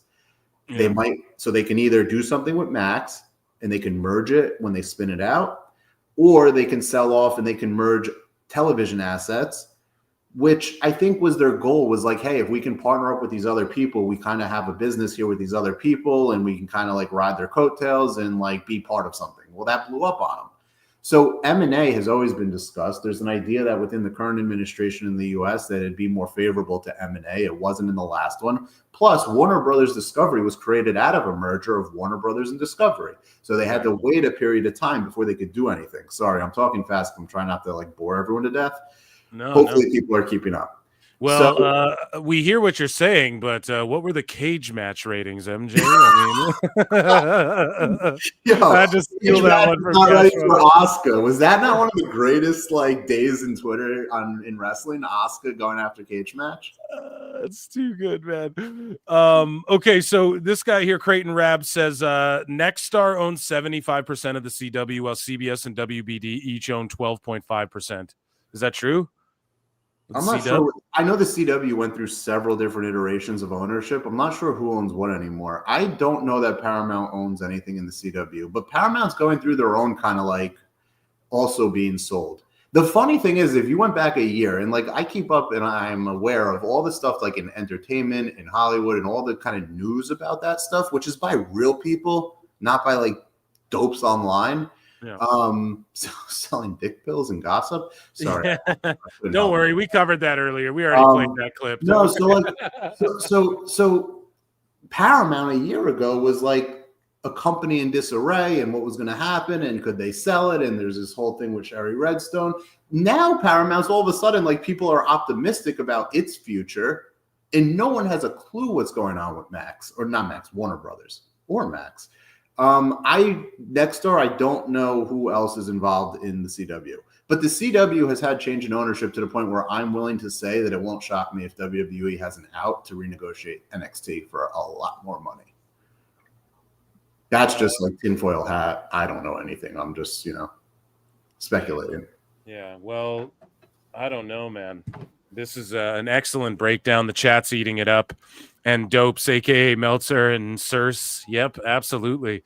Damn, what a hell of a fucking breakdown there. And just to jump in and talk about that match, MJ from NJ, anything else you need to add in this little... No. Look, this is all my analysis and opinion. I love it. I'm not trying to sell you anything. I certainly do believe that like tomorrow, whatever Warner Brothers says about Max is going to be very interesting.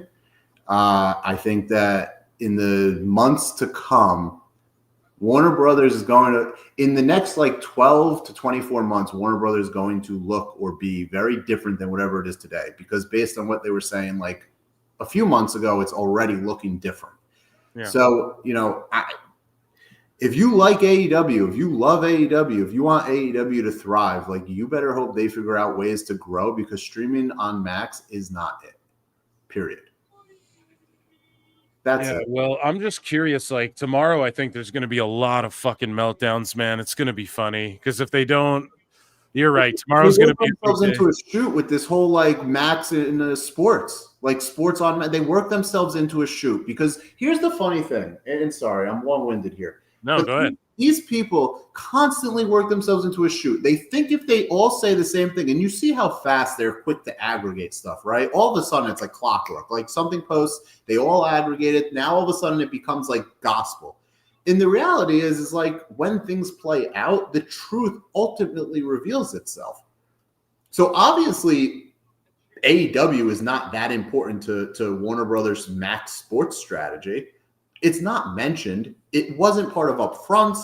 It's very much on the back burner. But these people feel a need to constantly like create this kind of hype instead of just reporting on like the actual story, which is AEW stuck in a place where it probably can't grow where it is at all, regardless of whatever they do on TV, whatever they do in the matches, whatever stories. Like it's not in a position to grow. And these people would rather not talk about that because they think it's bad, opposed to like actually covering evolving news stories, not their gossip, not their fanfic.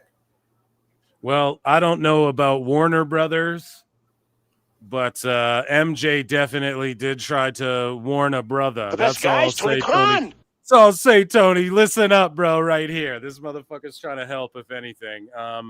Again, thank you for coming in and dropping bombs, man. You're welcome anytime. And we just appreciate your insights. Tell everyone where they can follow you, dude. No one should follow me. I'm not here to plug anything. All right. Okay. Don't pay me on a Discord so I can write it off to charity, which is disgusting. Disgusting. Can I say something about that? Yeah, go ahead, man. All right. This guy, first of all, He's talking about Elboo, guys. I'm talking about his buddy, not even him. That guy didn't even have the smarts to say, I'm going to come back online and I'll donate my proceeds to charity. No, he just came back online like nothing happened. The gall of that person. But we don't know if those stories are A, completely fabricated, or B, verified, which kind of now that they're out there, like it is gossip. It has been publicized. It was a big thing in the IWC, and nobody has actually taken the time or effort to verify any of it, to like say it was completely false. Have they ever said that? Like people in AEW? Either AEW. Listen, I was told, listen, now I came on the stream and I was told by talent who can on the roster currently, not on the roster currently, or I guess, right? Office. Like I'm talking like someone who did everything there, who said like you can name names, but I'm not about to do that and pull an elbow. But no, you don't have to believe me, but they were like adamant to me that he was lying about fucking 99%. Like they just said it was akin to like drunken buddies telling drunken stories. And a lot of the comments actually reflected that. They're like, man, when he's talking about MJF driving for hours and hours and hours, everyone's like, dude, that's like a fucking hour and a half drive if you're going, if you're going the speed limit. Like you can clear that shit in an hour and a half. It's not hours and hours. Like he was lying by like, so if being exaggerative and shit like that, you know what I mean? If he was lying outright, like why is like, and Britt Baker called him out and was like, you were fucking lying, dude. So I don't know. If he was lying, why is he welcome back? And why are people promoting the fact that he apparently, quote unquote, their tweet, not mine, still got it? Like, isn't that weird? Like this dude was outright lying and taking money from people to do so. Just like a huge fucking red flag, and it's no big deal. Still got it. Talk to a Rock or talk to somebody about the Rock 3 days before. Still got it. Like, what are we doing here? Like, they are outright grifting to the point of like almost fraud. If it was complete lies, they took money from people for this. Yeah, it's true. But then you get on the other hand, like the buddy comes back like, I'm gonna donate my proceeds to charity. Why? So you can get the write-off? Like, you're not telling people to not pay you. You're not telling people, here's where you should donate and I will match it out of my own pocket. You're saying, keep giving me money and I will do it. That's so messed up. Like, man, these guys are so hard up for a buck. And they just like, I don't understand where they get the support and where they get the fanfare. It's so disgusting. They've just been in it so long. They Oh just my were like the gatekeepers. They're just there. Like if you look up wrestling journalists, fucking like Meltzer and them come up like the very first thing. So No, if you're not a new, I'm talking about like the new school people, the people who get on spaces and talk about fighting other people, like elbowing them, yeah, they just get a minor bit of access, and then they start talking shit, and they always stooge them fucking selves, man.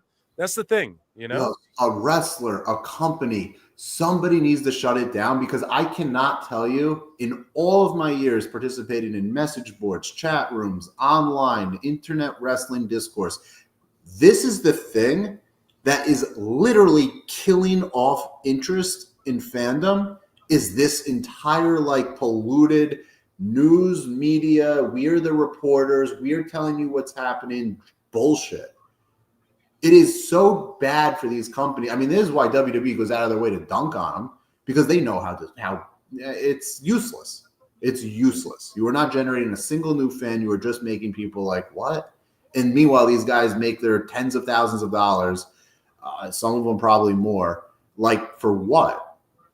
Bullshitting? Yeah, dude. Gossip? Well, they take people's money. I take their souls. I'm the fucking soul reaper, bro. I'm the Punisher, son. Frank Castle. I'm here to fucking let these dudes know, bro. Keep doing what you do. Keep providing the best variety show, comedy show, bit show. Like, you kill it. Thanks, man. All right. The one thing, all right, what you do is what I initially loved about the creator model when I was a big supporter of other creators in the space. You put on a show. People can support you. They want to support you. People don't have to support you. You still entertain them. You still engage with them. And I love it. And you're creating something. All right. You're not trying to project as like something you are not. You're not trying to like take money from people for access to like paywall bullshit. I mean, I know you have a Patreon, but yeah, I watch your show live, free. The Patreon. This is what the Patreon is. Fantastic. It's just. I don't mean to interrupt you. Fucking, No, go ahead.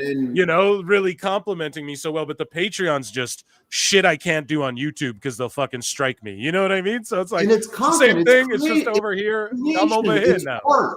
All right, you're not telling people I have exclusive news that you can find out by giving I'll just me, say that like, on the free show. Yeah, I would right, never hold exactly. that behind the paywall. I don't think of you guys. I don't think of Toonie Town. I don't think of JD. I don't think of any a lot of my people as, like, interviews too. They just go reporters. free on YouTube. Like I would never hold. Yeah, I would never like hold an interview hostage either. Maybe like, oh, it goes out a day early on Patreon, but like I would not fucking like that would totally just go free and shit. Yeah, there would like, be no. and people have a choice; they can consume it other ways, right? Like I don't know if you consider yourself a reporter. I don't know if you consider yourself. No, a I journalist, don't. But all some right? people say I am. They're like, no, you do what you're doing is journalism, though, and it's like, yeah, just don't ever call me that because I don't like that. You know, I'm not reporting shit. I guess I'm reporting shit, but I'm just taking the piss. Really. You're covering the same stuff that people who actually put reporter or whatever they call themselves, like they're selling that. You're just talking about it, and that's what I like.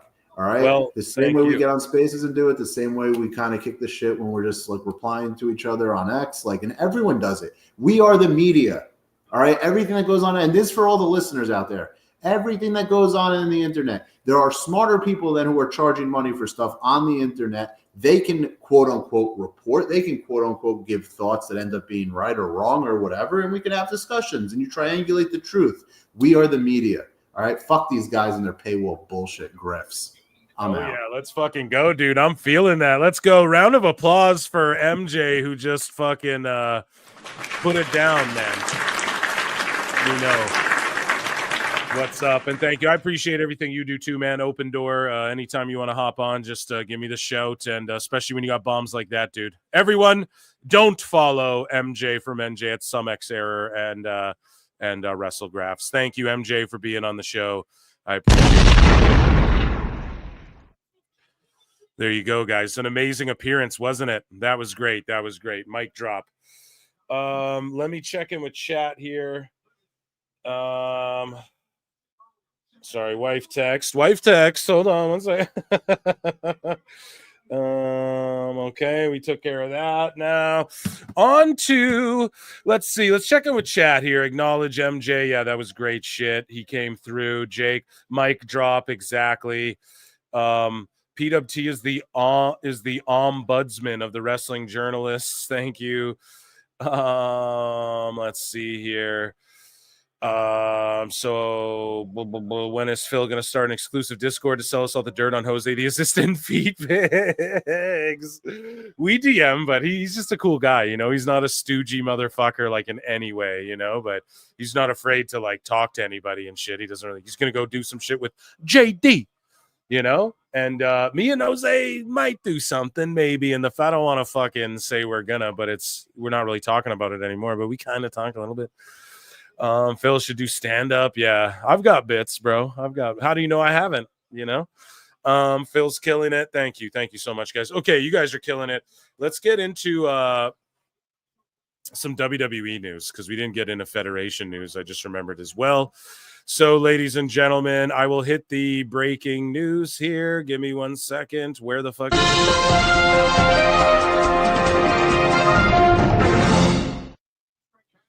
There, I turned it down because everyone whines about the breaking news being very loud when I play it. So Carmella on the news of her WWE departure. She says some news broke last week, and I just wanted to let you know that I've seen all of your texts and tweets and messages and DMs, and like, oh my God, you guys are just the best.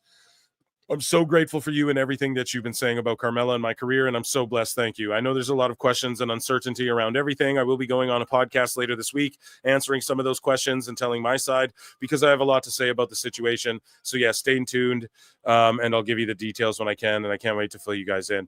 I think that it's like health shit, like I was speculating on, and she's going to, not to blow up her spot, but yeah, I think it has something more or less to do with that, because she seems fine and optimistic, and I don't think there's any like grievances there or anything. Here's Triple H congratulating Raquel and Liv.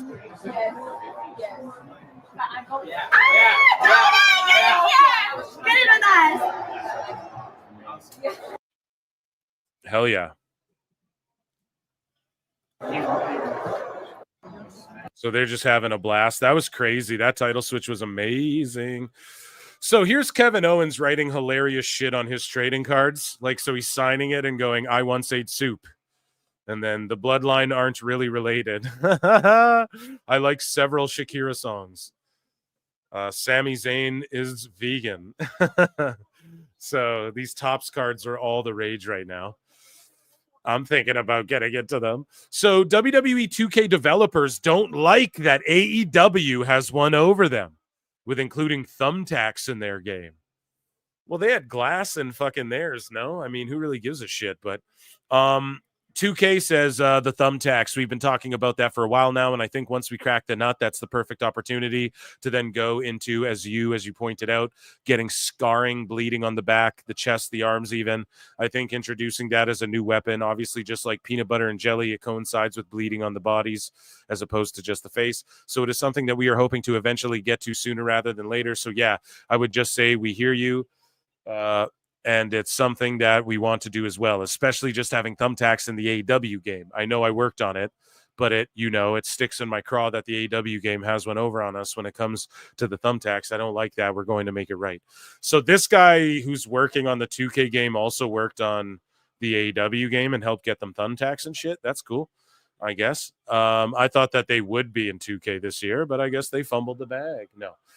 Rey Mysterio is out of action indefinitely following the attack by the New Day on the February 10th edition of WWE Raw. Just taking a little time off, I'm sure. I'm sure he's not really hurt. Ahead of tonight's NXT, there is internal buzz that this will be just the beginning with the Hardy Boys, with creative, optimistic. The pair will have a main roster program in the spring, summer. So for those of you saying, oh, I don't really need the fucking Hardy Boys back, they're about to get a goddamn... Come on now, Eric. They might get a main roster run here, one last in them. So I'm okay with it if they do it, but I mean, shit. Who are we getting over here? That's all I'm looking at. Asuka completely bodied some sickos, right? So this idiot from Tiki, it's all over, responds to Asuka, who quote tweets her and Mickie James throwing down, And Asuka says this was a really great match. This guy's like, nope, it was a boilerplate hard cam WWE slop.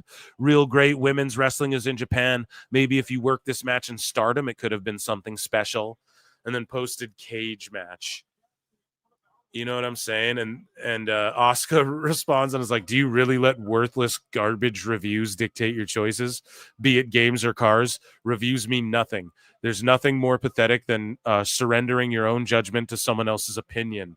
Take full control of your own thoughts. And I like that she said that, you know, and that's why my reviews used to be super in depth, and they transitioned to, listen, I got to just freestyle my takes off the top, because people are going to agree with it or not. I can sit there and tell you why this person has a better headlock than this person. We're going to agree to disagree all day. We just got to talk about the key things, you know?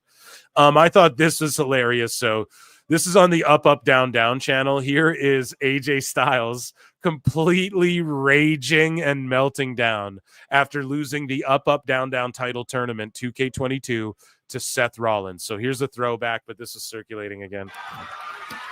Get him. Get him. AJ, get it for square. Yes. Get out of there. Get away from the ropes. Get away. Come on.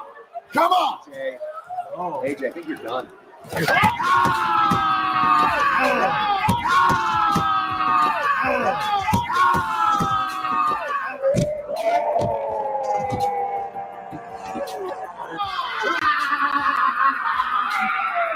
Yeah.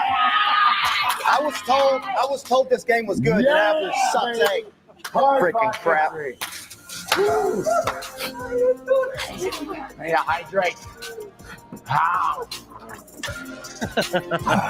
How he drinks the water. Yeah. I'm back, baby. I'm back. All right. Look at that match. Great job. Look at that. Gave you to just press square. Shut up. Damn, man, that is funny how he just raged like that, dude. Okay, moving along here. So here's Carmella. Here's her update. MIA for the last week. If you can't tell, I'm so sick. I've been sick for over a week now. And there's also obviously been a lot happening. Some news broke last week, and I just wanted to let you know that I seen all of your texts and tweets and messages and DMs, and like, oh my God, you guys are just the best. And I'm so grateful for you and everything that you've been saying about Carmella and my career. And I'm so blessed. So thank you.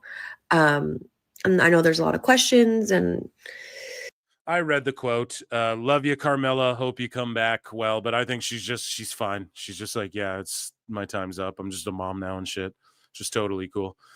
The Undertaker says, I know there are people willing to offer enormous amounts of money for me to put on the coat and hat again. But from my mindset, I have already left the last bit of the character in the ring. I don't want to cheapen its legacy. That's why my podcast is called 6 Feet Under with Mark Calloway and not The Undertaker. And that's why we now use the American Badass instead of the Phenom. I'm proud of my career's legacy, and no amount of money can get me to rest in peace. No, I'm just kidding. But yeah, unless that fucking Saudi check comes knocking. So Asuka, still going at the mark, says, if I wrestled just to please the reviews, every match would end up feeling like industrial waste. I don't think people really want mass-produced uniform matches. That's exactly what they don't get. AEW feels like the supply chain cookie cutter fucking match now, right? I want to enjoy a terrible match for the mess that it is, and when a match is truly great, I want to experience it as the masterpiece it deserves to be. Either way, love is what matters, and being a goddamn professional. Hurricane Helms tweets this out. It's still pro wrestling. Pro wrestling has always been about storytelling. And you know he's throwing that out because these motherfuckers are talking about, like, I don't know. You see these other vets from other companies. So he didn't respond to anyone but Hurricane Helms just saying, what's up with that? It ain't about flips. Chelsea Green says 2 places in one night. That's what a WWE champ does. So repping for the Raptors. and then showed up on NXT. Just looking like $1 million on NXT there. So that was good shit, pal. Here is a fucking hilarious story from Kathy Kelly. Right? So this just popped me so hard. You are looking at a victim of food delivery theft, some hotel guest on hotel guest crime because I placed an order an hour ago. Did not realize until after it got delivered that I accidentally put the wrong room number on my order. Mistake that I will have to live with for the rest of my life. Went down to the lobby, checked with them. They said no dice. So tail between my legs, walk myself back down the hallway, knock on that room number. Very wholesome woman answers the door. And I say, excuse me, ma'am, I'm so sorry to bother you, but did you happen to get a food delivery sometime within the last hour that wasn't yours? She looks me dead in the eye. She said, no. And as she is staring just no into the depths of my soul, I am staring at the GoPuff delivery bag directly over her shoulder. So what's GoPuff? I ask again, are you positive that you did not get a GoPuff delivery order containing 4 protein bars and a Greek yogurt? That's what pops me. You steal someone's shit, you open it, it's 4 protein bars and a Greek yogurt, and you're like, what the fuck? Who is this for? Why would you even keep that? And this woman, oh, that pops me so hard. Full face of makeup, hair perfectly done, said, I just got out of the shower about 30 seconds ago, and I've been in there for over an hour. So if anyone had even knocked, I wouldn't have heard them. You know, I really hope you enjoy that s'mores Greek yogurt because someone should. Well, wrestlers are supposed to fight. Why do you protect the business, pal? Don't let her steal your protein bars and Greek yogurt. Punch her in the fucking mouth. Or you're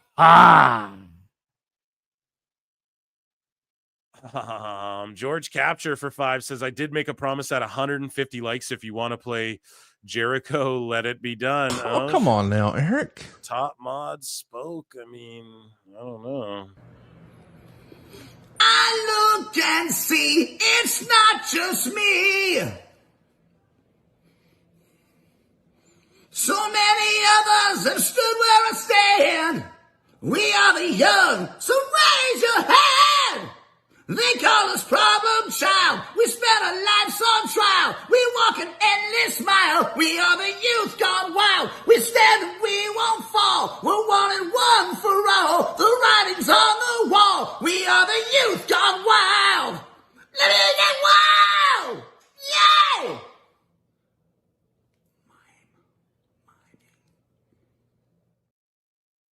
Hey, man, blame vintage George Capture for that. That ain't my bad. So, speaking of Vince, WWE accused of carrying out sham investigation into Vince McMahon allegations. So now they're accused of, like, they didn't really investigate him and shit. Shut the fuck up already. Here's Ricky Starks cutting Ricky Saints, rather. Let's show him respect. Cutting an impassionate promo after NXT there. And please don't fucking strike me, WWE. God damn it. I don't think that I ever envisioned my life ending up this way. But damn, at least I can freaking say that I made it through. Every that was out there, and I'm sorry to curse, but I made it through. I stood there with my head held high and my chest puffed out because I knew what I wanted and I knew who I was, and that will never change. And there will be no man nor woman that makes me forget that. Tonight was a love letter to all the people that rode for me. And most importantly, tonight was a memory, a reminder, should I say, to the old Ricky. And more of a letter was to come to the new Ricky and the future Ricky. And I think you'll like that guy too as well. Hell yeah. He's a star, man. He made it. So Vince Russo Barrow has announced that he will stop watching WWE Barrow once I turn 65 next January. Barrow, it's like John Cena. I'm telling you, Barrow, wrestling is dead. And let me just explain something to you, bro. When I'm 65, from January, bro, to January, bro, I just like John Cena, okay? I invented John Cena, bro, and I am done wrestling just like he is. Oh my God, bro. So every time Raw or SmackDown ends, Coach and I feel like an absolute idiot for watching that show, bro, because it's a show for idiots. And I'm not dumb, bro. I worked at a video store and lucked my way into the wrestling business. But trust me when I tell you, bro, I'm not. It's written for idiots, bro. And I watch it because I get paid. But I have also announced, Coach, I will continue to watch the WWE until my 65th birthday in Long Island, bro, which is not till January. So I have 11 months, just like John Cena. Once I turn 65, bro, I will never, ever watch let me tell you, bro, I will never, ever watch another WWE show, bro, Russo said on Coach and Bro Show. Yeah, I quote tweeted this and I was like, well, you're the reason we all stopped watching WCW, so it's only fair you return the favor. So PW Insider says that Julia Gulia is dealing with an injury issue. We'll see about that as time goes on.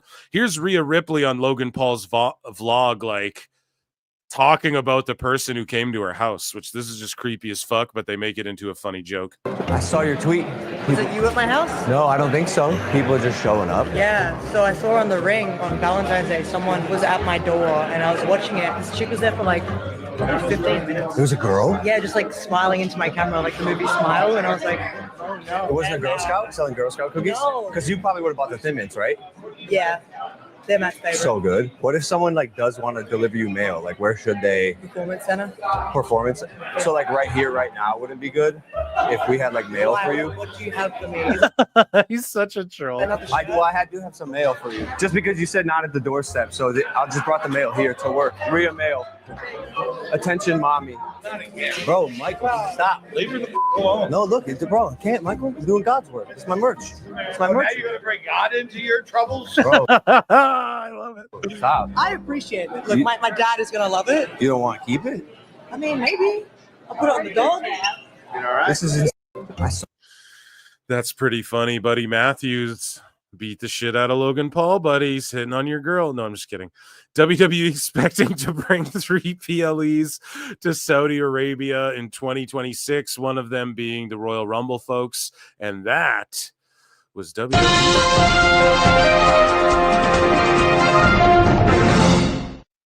Okay, I want to see flutes in the chat. It is time for everybody's favorite segment in the whole world, in all of pro wrestling, YouTubing. If I'm known for one thing, man, it's for my Meltzer roasts. So, ladies and gentlemen, get some fruits in the chat, please. Flutes in the chat, please. It's been a long one, folks. I've been cooking today, I feel like. Same with MJ. He came in and cooked. Let me see here, but it is time for, yeah, you guys throw those flutes up. I'm just getting organized here a little bit.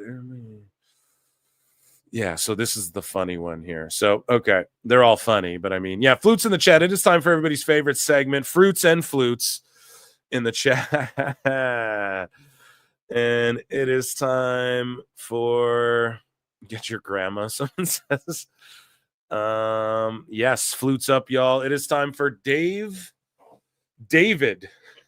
Should we start calling him David? Is that his real name or is it just Dave? You know, there's some weird people who they're like, nah, my name is just Like, oh, my name's not Susan, it's just Sue. There's some people like that where it's like, oh, Jim. Oh, James? No, just Jim, you know? It's like me, I'm not Philip. Just Phil. Everybody, it is time for your favorite segment, and it is called Dave Meltzer's Dumb Moment of the Week.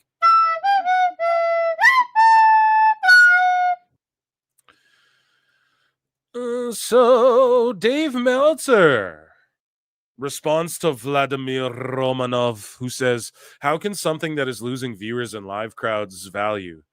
Are you supposed to be the business expert? It doesn't add up. And Meltzer says, well, AEW, they've gained viewers since January. Only problem is nobody knows how many. And then I quote tweet this, and I'm like, if nobody knows how many viewers they've gained, how does he know they've gained viewers? What the actual fuck? And people are saying to me, well, because they've gone on Max, it's like 1%. It's like 30% like the NFL if they're watching. No, idiots, right? Meltzer polled his own audience and then went based on these polls, these studies we did of the business, because we learned the business experts, Tony Khan, right? And then he said that it was like a fact. And then he used that math on Twitter to fucking deduce his own audience, right? It's not 30%. It's fucking, the math works out. If everyone was an observer AEW, Mark, yeah, okay, then 30, they're doing NFL numbers. Sure. Your audience primarily are the ones who are like, well, I'll watch it on, Max now, you know? That's what's going on, dude. And they're super mad right now and freaking out at me. You notice the pushback of the Dave hate? Dave gets called a liar every day. Well, because he gets proven to be a fucking liar every day. It's not my fault. It's nobody's fault, you know? I'm sorry you get robbed out of 15 every month. It's not my problem, though, right? I'm going to play my flute. But, yeah, Meltzer's saying they've gained viewers. Why? Because they went to Max, is what he's trying to say.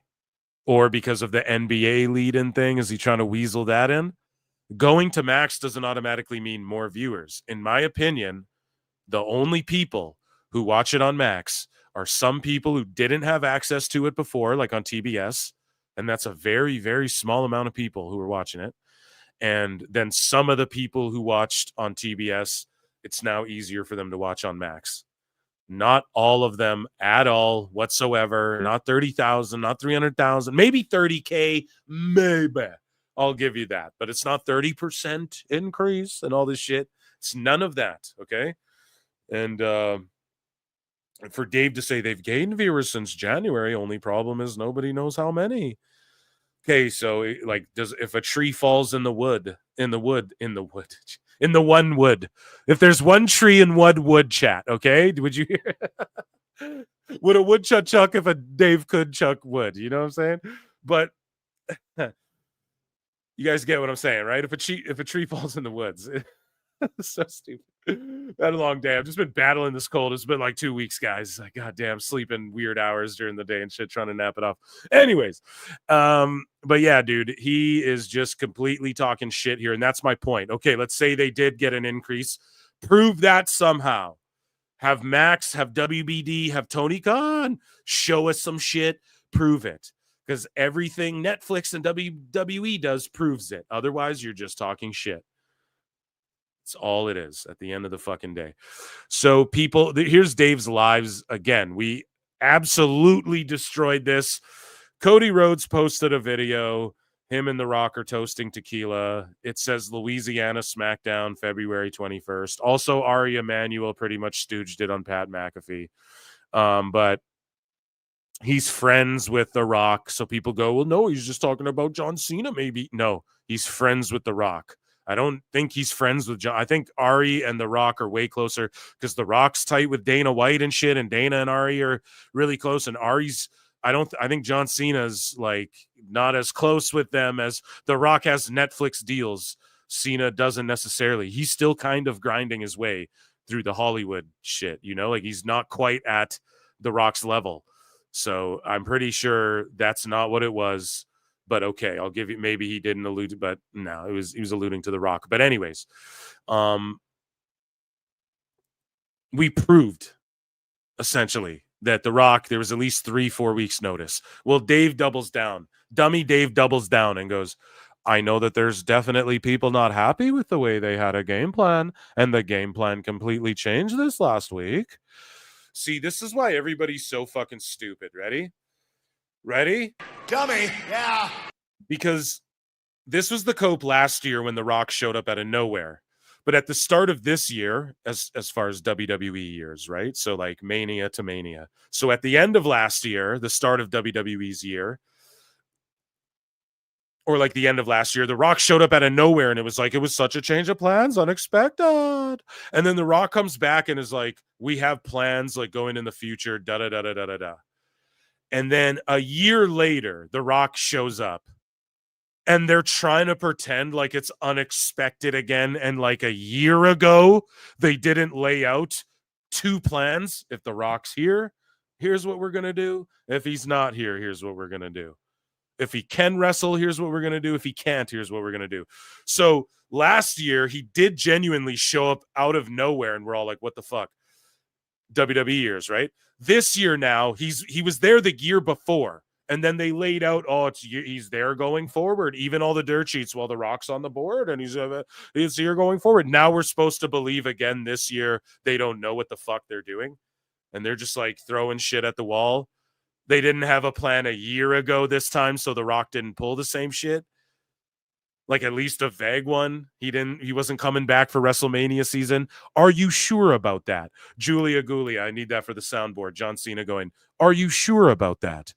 And I'm sorry if you already sent it. But yeah, like I just don't buy that for a second, man. They knew The Rock was coming WrestleMania season.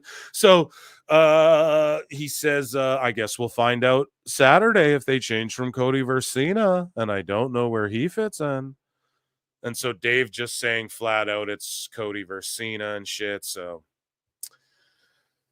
I don't know, man. They never gonna get it because I'm too smooth. They never gonna get it. I thought you knew. They never gonna get it, but they ain't got a clue. You're never gonna get it. Akon? Anyone? Holy shit, that's a throwback, man. So this clip just went viral, and I don't know if Dave's gonna blame Brian for this one, but here's Dave using a fucking rotary phone to There's people in this chat who've never seen a phone like this in their lives. Y'all remember phones with actual buttons on them? You know what I mean? There's people watching wrestling right now, and it's so funny. Dave's like, oh, everyone's out of touch. Meanwhile, like, there's people who are alive right now who never existed in the world, who are adults, who never existed in a world without iPhones. You know what I mean? And fucking Dave's on a car phone from the 1980s. I've seen people like rave about the match, and I mean, I thought the match was really. Yo, I think my grandma got one of those. Is that the one with the cord in the charger, but it hooks up to the fucking? It's got like a D block charger on the fucking end of that thing, so the phone don't die. This is the one that loses service. You go 3 feet from the fucking front yard. Oh shit, bro. Oh man. That is funny. And he's always like, everyone's out of touch. You're out of touch. Old podcasters. I've been doing this 50 years. Look at my phone. This is my cell phone. Oh, shit, man. Oh, Dave, I got a new ringtone for you, bro.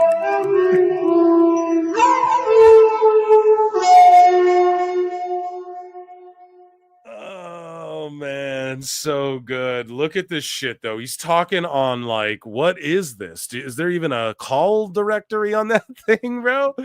And these are calls that people charge. He charges money to like review this match. Give me $5-10. I'll review this match. And he does it over this phone, dude. Really good. But that, I mean, honest to God, like that killed it for me. It's like, okay, that's the ref sees him do this. It's got to be a DQ. Not only that, he didn't even boot him out. I've seen people like rave about the match, and I mean, I thought the match was really good, but that, I mean, honest to God, like that killed it for me. It's like, okay, that's the ref sees him do. That's a red. He looks like a DJ scratching at a fucking turntable right now. Why is he holding the phone like that? He's holding on to his fucking toupee on the other side. Like, what's going on, dude? Jesus Christ, Dave. Do this. Lay off the steroids. You fucking look insane, dude.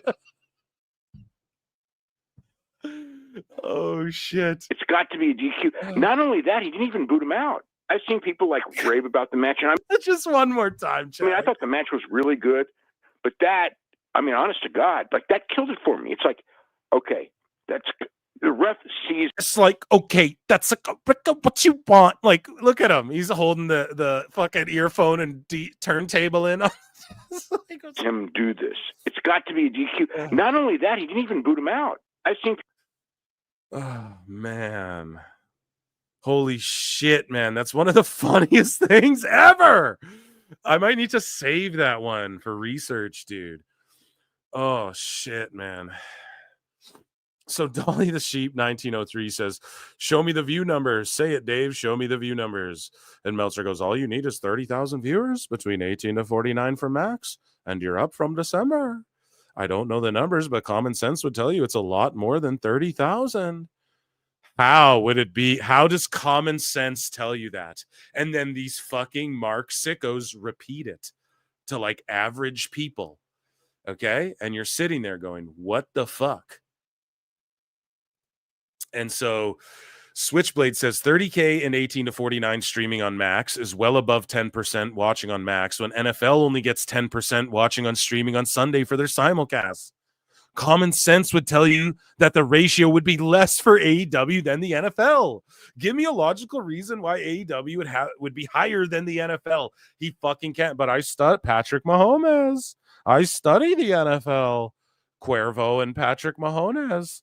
And Tony Khan, the three amigos. The best guy is Tony Khan. Fuck, man. What an idiot, dude.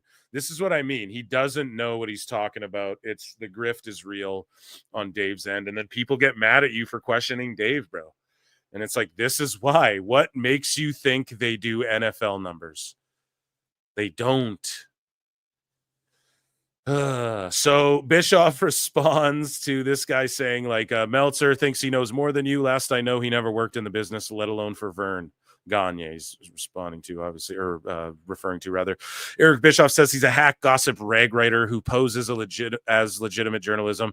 He's never accomplished anything other than distributing a gossip rag. Or for Moose Knuckle, a coom rag. I don't know. I brought that up because someone said that earlier in the show, one of the sickos. So Bischoff responds to the fucking phone, the landline phone, dude.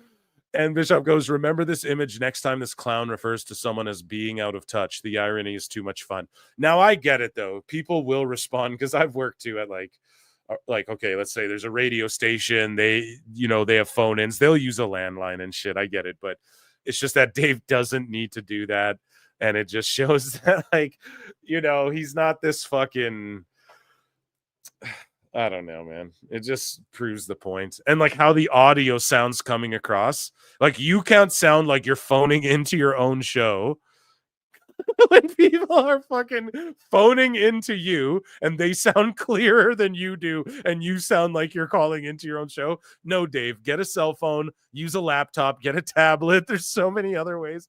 Take some notes so you don't go, Tony Khan every 4 seconds. So Meltzer says this, dude. Like, look, this is how he pushes the narrative. There are 35 million homes that get Max that don't get TBS or TNT. And homes with those situations available have declined 29% since 2019. And clearly tons of people who used to watch on TV have switched to Max. Tony Khan. Everyday discussion with people I know, and every poll on the subject says the same thing. Okay, you don't know anybody. Every discussion you have is with yourself in the mirror and into those papers while you're writing shit down that incoherently. Okay, yeah, things have declined since 2019, 29%. But look at WWE's ratings, look at AEW's, look at the attendances, look at the merch sales, look at the deals they're getting, etc. Also, your polls were just your audience, so those don't count because your audience... For sure, if I polled my people, Dave, The PWT universe, 0% of them switch to Max for AEW or anything. You know what I mean? So you're just in a bubble and you have confirmation bias, it's called, and you just don't know what that is because you're a dumb fuck and you're deteriorating in age. Right? 35 million? Okay. How many billion have Netflix? No one was ever like, oh, they're going to get 10 million. Like, no one seriously said that. We were like, if they do, fucking great, but that likely won't happen. So just like 35 million homes get Max that didn't get TBS. Okay, that doesn't mean even one more person's watching, especially when they're not putting it in anyone's faces. Especially when they don't have 35 million followers on socials and shit. So Meltzer got into it with Marie Shadows. Okay. And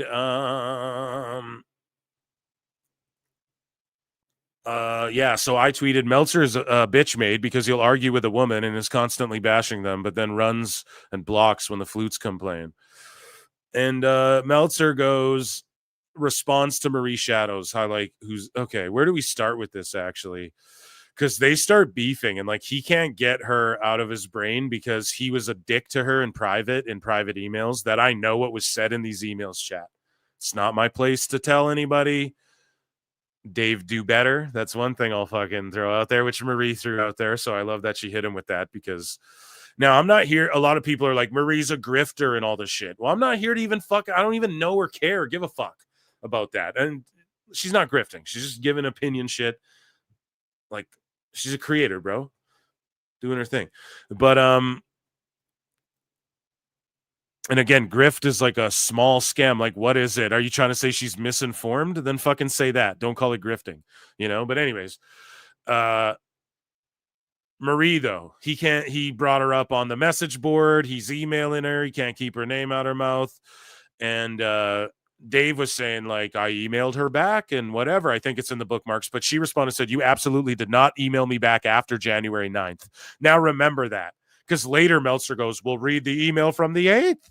And it's like, yeah, but she's saying you didn't email her back after the 9th, which is what you're trying to say you did.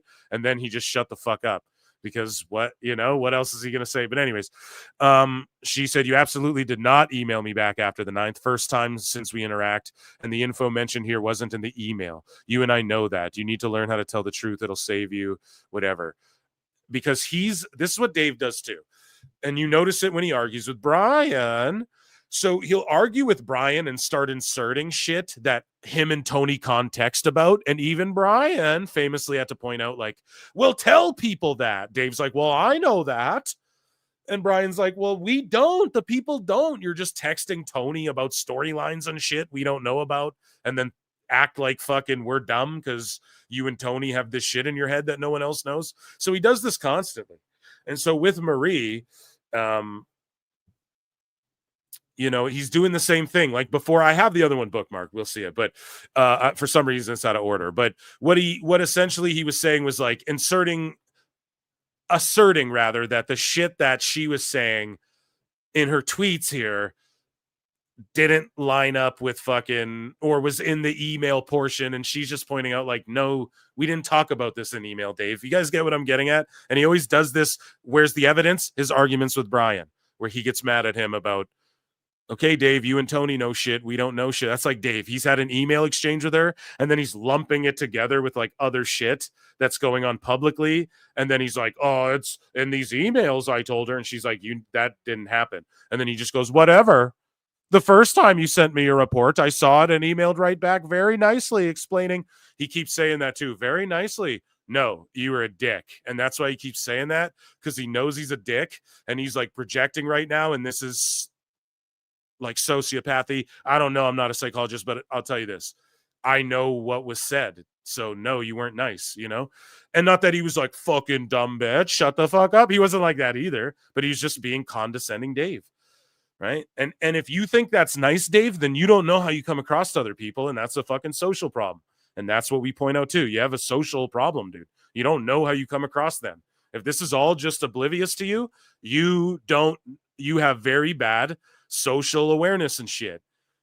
And you need to go, oh, my bad.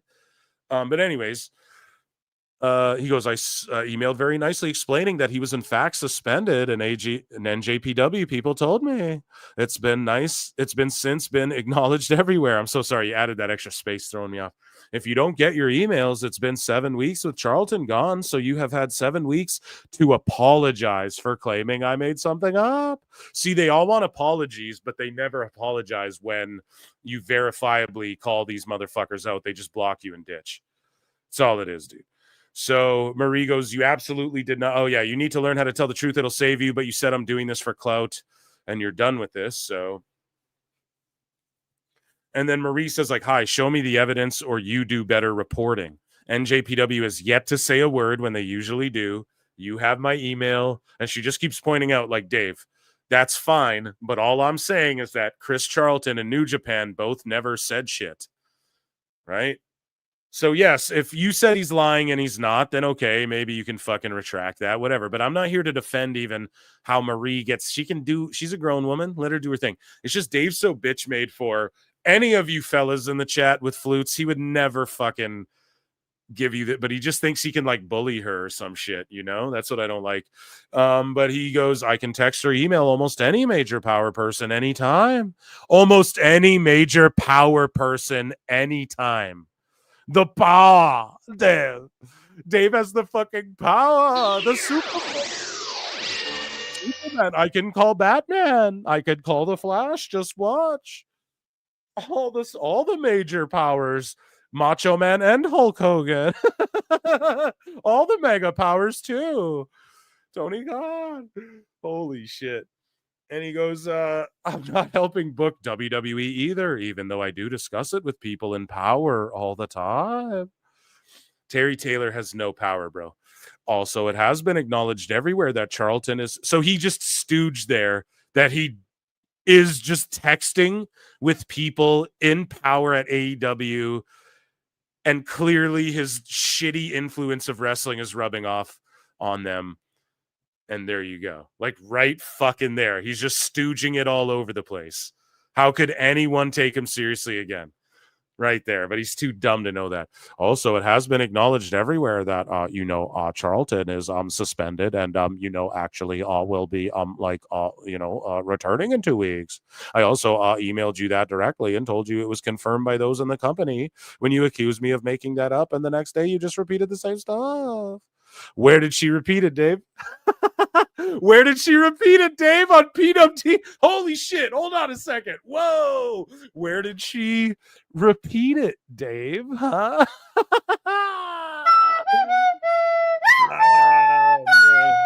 Let's go, chat. He's going to get mad at these flutes soon. I promise. The flutes are just dumb. I mean, Brian. Holy shit. Oh, man. I get the clout chasing and shouldn't have responded, so that's it from here. I get the clout chasing. Dave, no one gets clout from you. They get embarrassed and look dumb. She doesn't want clout from you, man. Maybe clout for you don't get clout for calling Dave out. You get a bunch of sicko assholes who talk shit to you, and then you have people like me having to fucking defend everybody. You know what I mean? So this guy responds and I just own him because he's like, SS the email you sent her and show everyone she's a liar. You can cover her email address. Substance of the email with date timestamps will prove you right. And this is like a Meltzer fan and they like it in his circle, right? And I just quote you to go, except he can't and won't do that because he's lying. He wasn't very nice in the email either. He was a condescending prick like usual. And that's the fucking thing. Okay, this guy is just like, yeah, show timestamps, just own her, Dave. It's like he won't do that because he's fucking lying. And like, he would have just did that. Liar! And he would have just posted him to his fucking message Tell us board. what you know, you goddamn liar! So yeah, just silliness. Wrestle Talk says the real reason WWE is already doing Julia Gulia versus Stephanie Vaquer in the double championship match at NXT Roadblock in 2 weeks is because one of them needs time off due to being banged up. So here's a good old Brian, and then PWI just stooge it. Fucking shitty ass hack dirt sheets. But yeah, he goes, without spoiling it, because of if I spoil the match. One of these women is banged up, needs time off, and so they're doing the match, and then she's taking time off, so that's what happened. Yeah, I think Julia Gulia just goes right to the main roster. If she's injured, just don't even bring her back to NXT. Just have her go right main roster, and it's all good. But so the last little exchange here, right? Marie goes, you saying whatever is a huge tell, David. And then Meltzer goes, check your email on Jan 8 at 1:20, which read in response to you saying I made up the Charlton suspension. New Japan informed me personally. He did say that. Again, you've had 7 weeks of his disappearing from TV to correct it. And then, he goes, she said January 9th and after. So where's that email from? Exactly. Because her response to him, which again, this isn't my fucking place, right? But earlier she brought up, you did not email me past Jan 9th and shit. And he's just like, well, whatever, Tony Khan. And like that, he goes, check your email. So he went into his email, checked, reread it, Jan 8th, 1:20. And she's like, yeah, but she's like, what about what I responded to after that? And so Marie goes, you must think I'm special since you're asking for an apology when you don't ask anyone else. 2, the bickering looks bad on both of us because you're not willing to prove anything. Exactly, dude. Like, she's not claiming shit about emails. She doesn't need to. There's no confirmation from New Japan or Chris. Please do better, David. And the please do better is what I quote tweeted and laughed at that she hit him with, because that's like the main thing, you know, is just the whole like please do better Dave thing. I don't want to stooge anything that was emailed to her, but that's what he may have said, something along those lines to her. Sorry, I know I'm beating around the bush a bit, but that's how I have to do it. And because of that, Dave, just do better. Holler at a motherfucker like me or something like that if you want to really have this debate. And until then, shut your bitch ass up, Dave. We coming for you. That was Dave Meltzer's dumb moment of the week.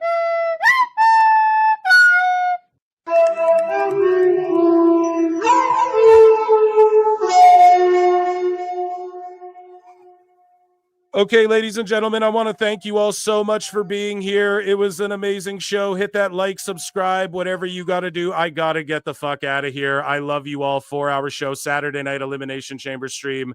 I'll see you all in the Upside Down. Until next time, take care of each other. Peace. It is a fast-acting viral strain that infects the host immediately, and upon getting sick, the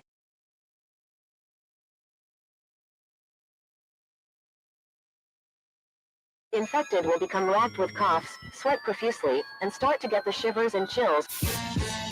There he is, the legend. The man, the myth, the legend. Yeah. You can't literally run a promotion just for the AEW, what do they call them, sickos? Thank you very much, TikTok and AEW. See you tonight. Tony Khan started telling people there's no such thing as long-term booking anymore. It's week to week. The best guys, Tony Khan. We just secured the bag. It's not like I tried to be a character. It was just sort of happened naturally. But it was never something I intended. It was just something that happened because the wrestlers asked me to do things in matches, and I do them.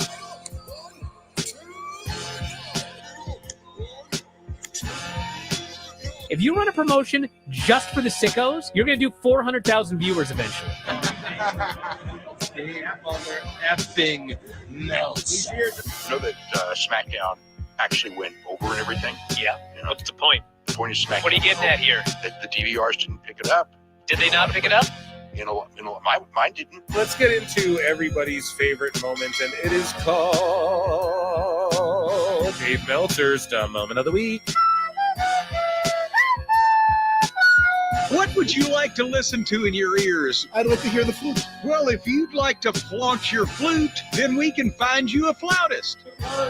We have just secured the bag. It doesn't help me. Okay, so complain, but I will complain.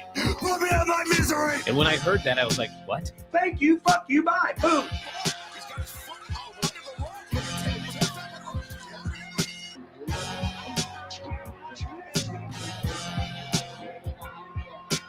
got to run a promotion for everybody. The sickos can be the ones that buy tickets first and spend the most money on the merchandise. Because we have just secured the bag. But, like, you got to promote for everybody. Then you'll have a lot of viewers. I think we proved a lot of so-called experts. We made them look like idiots. We're not going anywhere. Tony Khan's not going anywhere. You'll also be there on TNT. You'll be in 2 places in a month. You'll be like my favorite movie. Time God. So great, Pittsburgh. It's not like I tried to be a character. It sort of happened naturally. The best guys, Tony Khan. To keep themselves safe.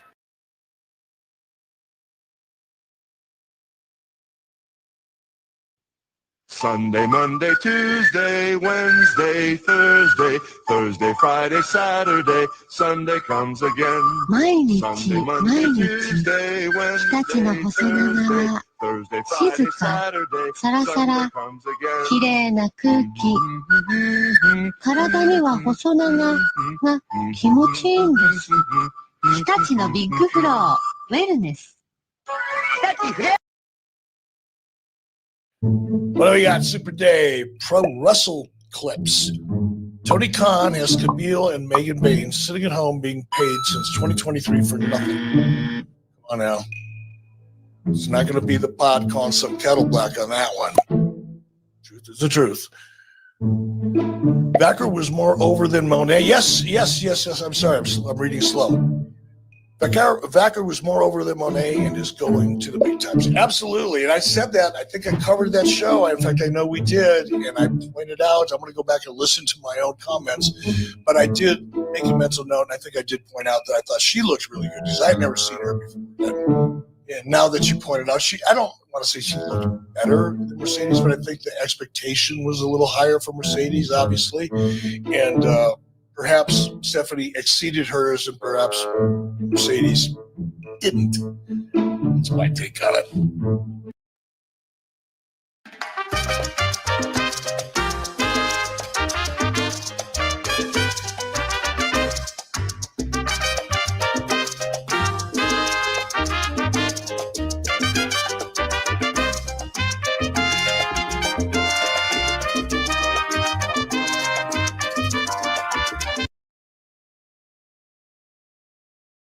So, hairline. I have Paul London imitating Aubrey Edwards.